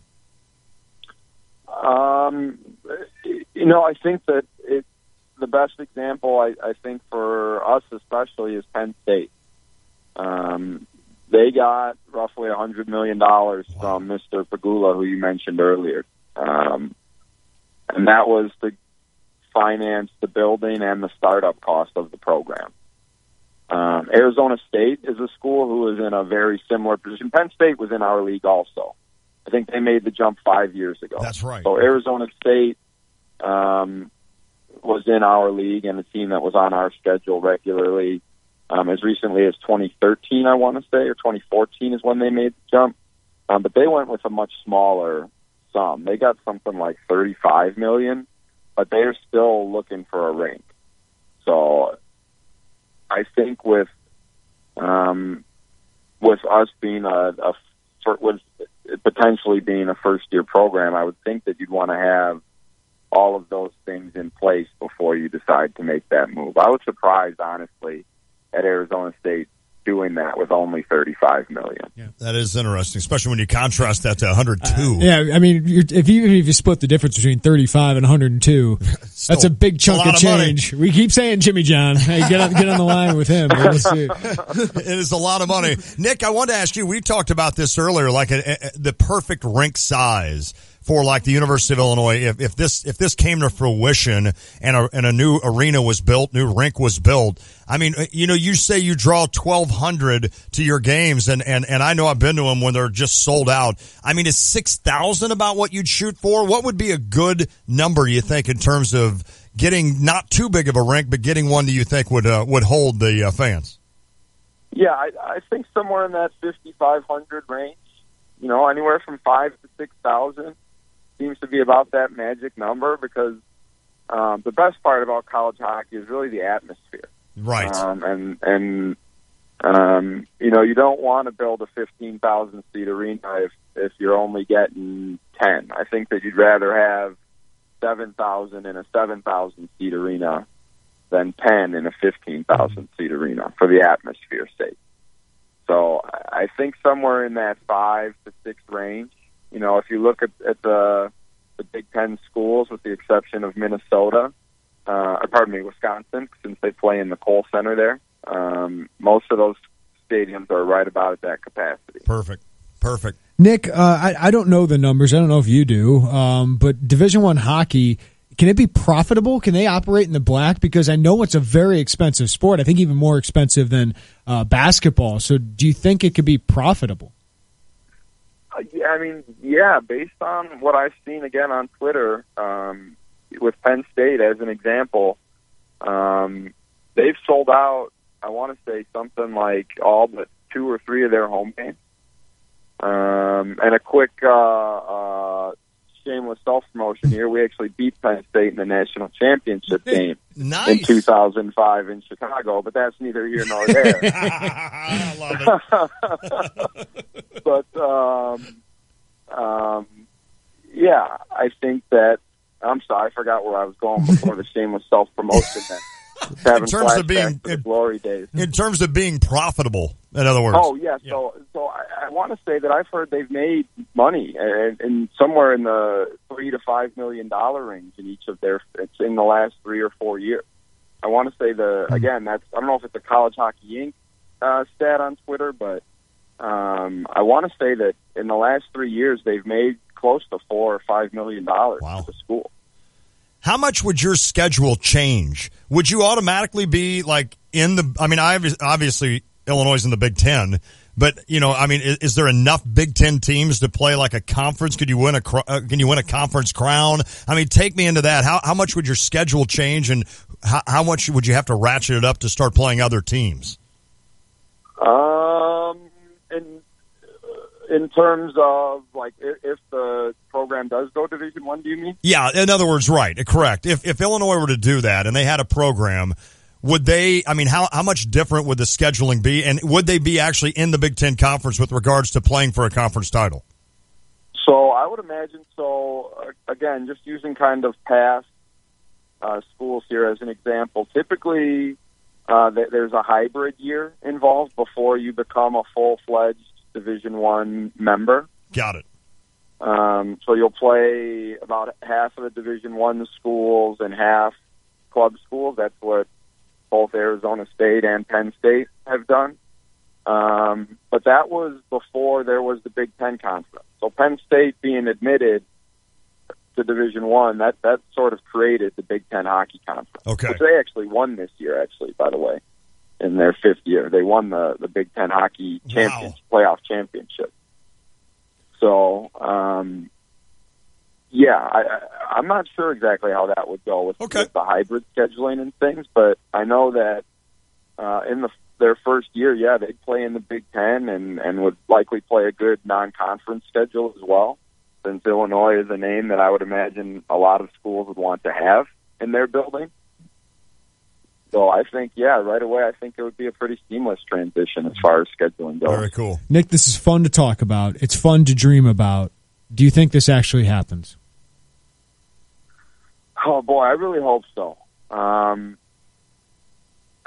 though, I think ultimately at the end of the day, it's going to come down to money. It seems like there's interest on the school's part to be moving ahead with this. It's the first time I think that they've even gotten to this point. And really, if recent history is any indication, Josh Whitman doesn't do anything but hit home runs. Right. So, first with Lovie Smith and now with Coach Underwood, I believe, the basketball coach. Yeah, that's right. Who don't know personally, but by all accounts seems to be a great hire from what everybody says. So, I think that if anybody can do it, I think that he's the guy that can get it done. Well done. Nick Fabrini, Illini Club hockey coach. Wanted to get your input on this and get some thoughts as to what other teams have done, like a Penn State, and how they did that to get to a Division I program. So, Nick, we appreciate your time, buddy. Thank you so much. Oh, thanks for having me on, guys. Anytime. Yeah. Okay, we appreciate that. It's exciting. It is. It is. And it's exciting to talk about. I think people are getting pumped up. Nick, I texted with earlier. He's, man, this is cool. It'd be awesome. We'll see. Yeah. Got to have that money. Maybe Josh has it. Yeah. I haven't heard that he does, but it seems like he's doing his due diligence and getting his ducks in a row that if he does find that big donors, that this could be a possibility. I think Joel Quenneville would be a great first coach. I mean, if we're going off, Josh's hirings of Lovie Smith, I mean, why not just go with Joel Quenneville? Who's ready to tire recently on Hossa? You want to get Hossa down here? That'd be cool. Right? That would be really cool. Yeah, because you could take, a player right out of the NHL to coach. Or could you get that'd be kind of neat. I'm sure these guys are in warm weather places, but like Roenick, would Roenick come back? Would Roenick come back? How about my boy, Barry Melrose? How about Eddie Olczyk, huh? Yeah, he's loving working with Doc Emmerich too much. He probably makes way more money. I think Barry Melrose would be perfect. That'd be perfect. He didn't seem to have the drive for it in Tampa that they fired him, 13 games into his tenure there? I think he's just excited to be down in Tampa. That's where he needs to be. Yeah. I know exactly what bar he's going to have a beer at tonight. If you want to weigh in, 359-2255, that's 217-359-2255. If you want to weigh in on that topic, also the latest on Jimmy Butler from Adrian Wojnarowski is interesting. I'm going to go to Larry real quick on the Jupiter at the Crossing phone line. Larry, how you doing, buddy? Hey, I'm doing good, guys. Good conversation. Hey, I got a little comment about the hockey. You're talking about how feasible is it. I just have a question if you guys know how Title IX would figure in with that. Because, if you add a man's sport, you don't have to necessarily add a woman's sport. However, you've got to keep the scholarship numbers the same. So if they gave scholarships in hockey, would they then have to increase scholarships somewhere in other women's sports? That's another thing that could really complicate this issue. Without a doubt.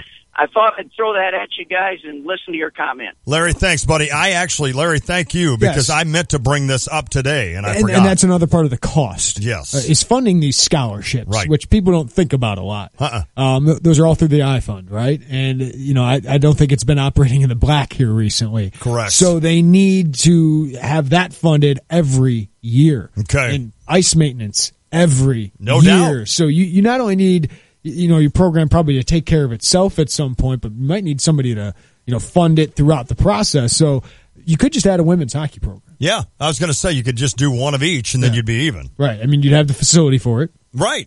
So I would think that would be it. But then you're paying a coach. You're paying more scholarships, and gets expensive. It does. It gets expensive, and Title IX certainly is one of those that can make a big effect. Somebody asked, who was the last program to be added as a varsity sport? Probably softball, I would assume. Yeah, I would assume softball with back in, what was that, 90? Yeah. 90s? 80s? 99, 2000, right? Oh, was it that long? Sullivan? Okay, I was thinking it was in the 90s, but no, you're right. You're right. It would have been further. Golf's been around for a while on the women's side. Yeah, probably. I think it is softball. I think that's the last sport. It's a good question, though. We can look that over, but I'm pretty positive it's softball. All right, if you want to text in, 359-2255. The latest from Adrian Wojnarowski, the go-to guy for NBA News, tweeted out what's going on with the Bulls and Jimmy Butler. We'll give you an update next. Tay and J Show. Hi, I'm Troy Lands from Lands Heating, Cooling, and Plumbing. For a limited time, Lands is offering special financing for 6 years or up to $1,000 trade-in allowance. Your choice, with approved credit on any qualifying trade system. So call Lands at 1-800-AIR-REPAIR for details or find us online at landsinc.com. And remember, it's hard to stop a train. I'm Troy Lands, and you can count on my company because you can count on me. See Lands or visit train.com for complete program eligibility dates, details, and restrictions. During warm weather, you need your AC to keep you cool. See your Champagne CarX man right now for an air conditioning performance check starting at $29.99. At CarX Tire and Auto, we can handle everything your car needs from maintenance to repair. And we'll get your air conditioning running perfectly just in time for summer. So don't sweat it. See your CarX man at any of our 3 Champagne locations for a $29.99 air conditioning performance check. All your car needs is CarX Tire and Auto. Don't worry, call the CarX man. You buy Community Credit Union for campus and community. When you think about summer, what comes to mind? Sunshine, picnics, ice cream, and double points. That's right, double points all summer long with the Illini Visa Rewards Card and the U of I Community Credit Union. Now through the end of summer, use your Illini Visa Rewards Card on purchases for gas, groceries, and restaurants and score double points. Plus, you can score an extra bonus 1,000 points with your Illini Visa for 20 or more transactions each month. Use those points to purchase once-in-a-lifetime trips and experiences. Not a member yet? Visit IlliniCard.org today. You buy Community Credit Union for campus and community.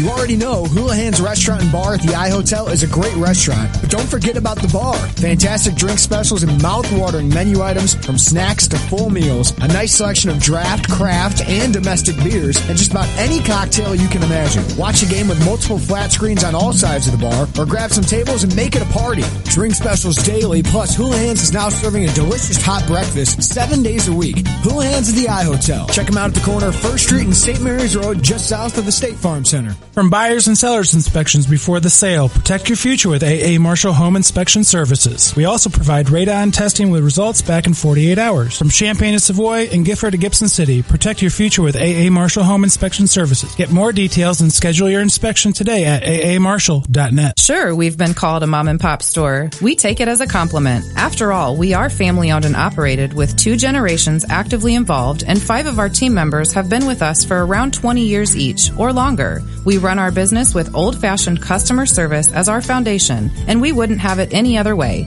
Add our great selection of hand-picked mattresses, all proudly made in the USA at guaranteed lowest prices, and we're sure you won't find a better deal anywhere. Visit us and experience the Illini mattress difference today. Game Day Spirit, located at 1422 South Neal Street, will be moving to the corner of Neal and Kirby in Champaign this July. Shop closeout sales and save up to 40% off before they move. Everything will be marked down at least 20% off, including name brands such as Nike, Under Armour, Adidas, Columbia, and more. These deals will be available at the South Neal Street location only from June 30th to July 9th. Shop early for the best selection. T-shirts as low as $6, 30% off headwear, and 40% off all local high school apparel. Follow Game Day Spirit on Facebook, Twitter, or Instagram to stay in the know of all things Game Day and all things Fighting Illini. When you're heading home, Tay and Jay are on your way talking sports. Weekday afternoons 3 to 6 here on ESPN Radio 93.5. The Bulls have I don't think they have. Have they traded Jimmy Butler? This from a couple reporters that are listening to or watching the Vertical Draft Show, which is phenomenal. I like that as opposed to the ESPN broadcast. So ESPN does a good job. Yeah. Woj is breaking news on there. Chris Mannix and those guys, they break news as it happens. Unlike ESPN, that's like 20 minutes behind everything. So Stefan Noe tweeted out that, except for the ESPN CU, we break things as they happen. Yes, that's right. Right here. Via Woj, Minnesota seriously engaged in talks for Jimmy Butler. Ooh. Pieces involved include Zach LaVine, Chris Dunn, draft picks. No deal imminent. And you wouldn't like that? I'd be nervous. I mean, in other words, I'm not saying that bad. I just mean you want Wiggins. I don't blame you. You'd have the number 7 pick, which you got to hit on. Right. Chris Dunn better be good. Okay. Because he was bad last year as a rookie. Yes. But they loved him last year. They did. Loved him as a prospect. So Chris Dunn better be good, number 1, and you better hit on that number 7 pick. You'd be bad next year, so you get our high picks. That'd be another part of it. I'd need a next year's number 1 too. And you But know, if you're Minnesota and you can pull that off without giving up Andrew Wiggins, oh my, and you'd have Rubio, Wiggins, Butler, and Towns. Wow, that'd be a good team. And you know, if you're the Bulls and you got that 7th, you're not going to take Smith because you'd have Dunn. So it'd be interesting to see who you would take in that spot. I just wish they had a top 5 pick. Right. It seems But like number that's 7, about number 7, you can get a really good player. Yeah, though. yeah. It's intriguing. We'll see what happens. It will be. It'll be fun. I want to thank our guest today, Michael Weisenberg, NBADraft.net. Check out his latest mock draft for the NBA. It's at NBADraft.net again. Ryan Easterling, IlliniInquirer.com, talking Illinois football, and then Nick Fabrini, Illini Club hockey coach. He's not affiliated necessarily with the University of Illinois, so it's hard for him to answer a lot of these questions. Yeah, but he did a great job. Yeah, he did a great job, and he loves hockey, and that's what's cool. If you missed today's show, get the podcast, ESPNCU.com, or find us on iTunes, all powered by GTPS Insurance. Didn't thank our interns earlier today, but Trevor Valise and Harry Black. That's awesome. I'm off to watch baseball. It'll be a fun show tomorrow. You're going to watch the draft, aren't you? That's right. We'll see you tomorrow. We'll talk to you tomorrow or something. Tay and J Show.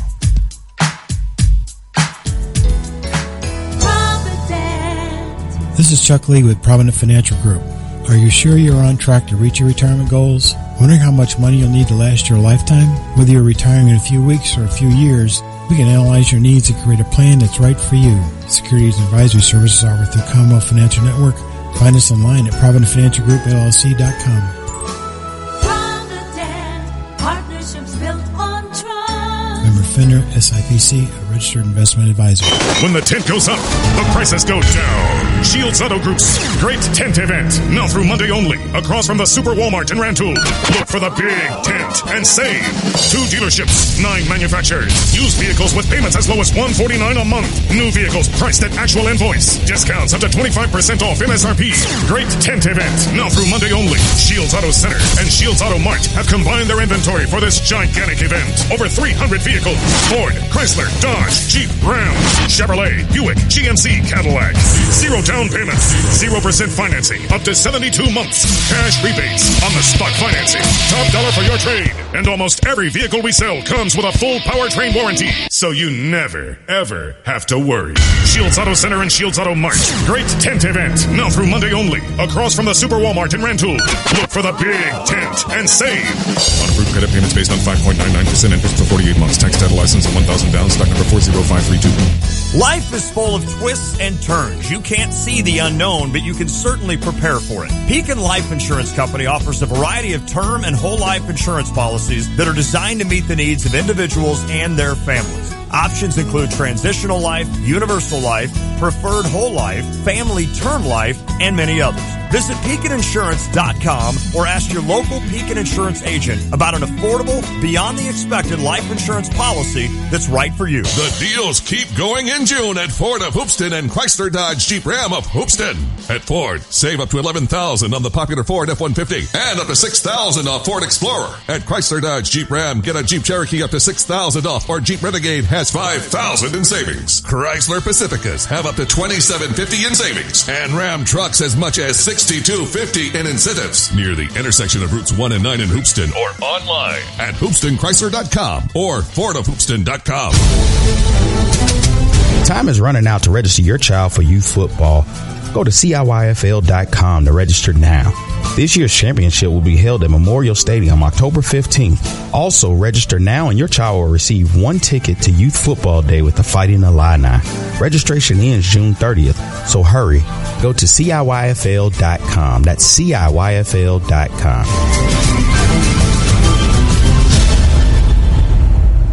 You're listening to WSJK ESPN 93.5 Tuscola, Champaign-Urbana, your home for the St. Louis Cardinals. ESPN Radio Sports Center.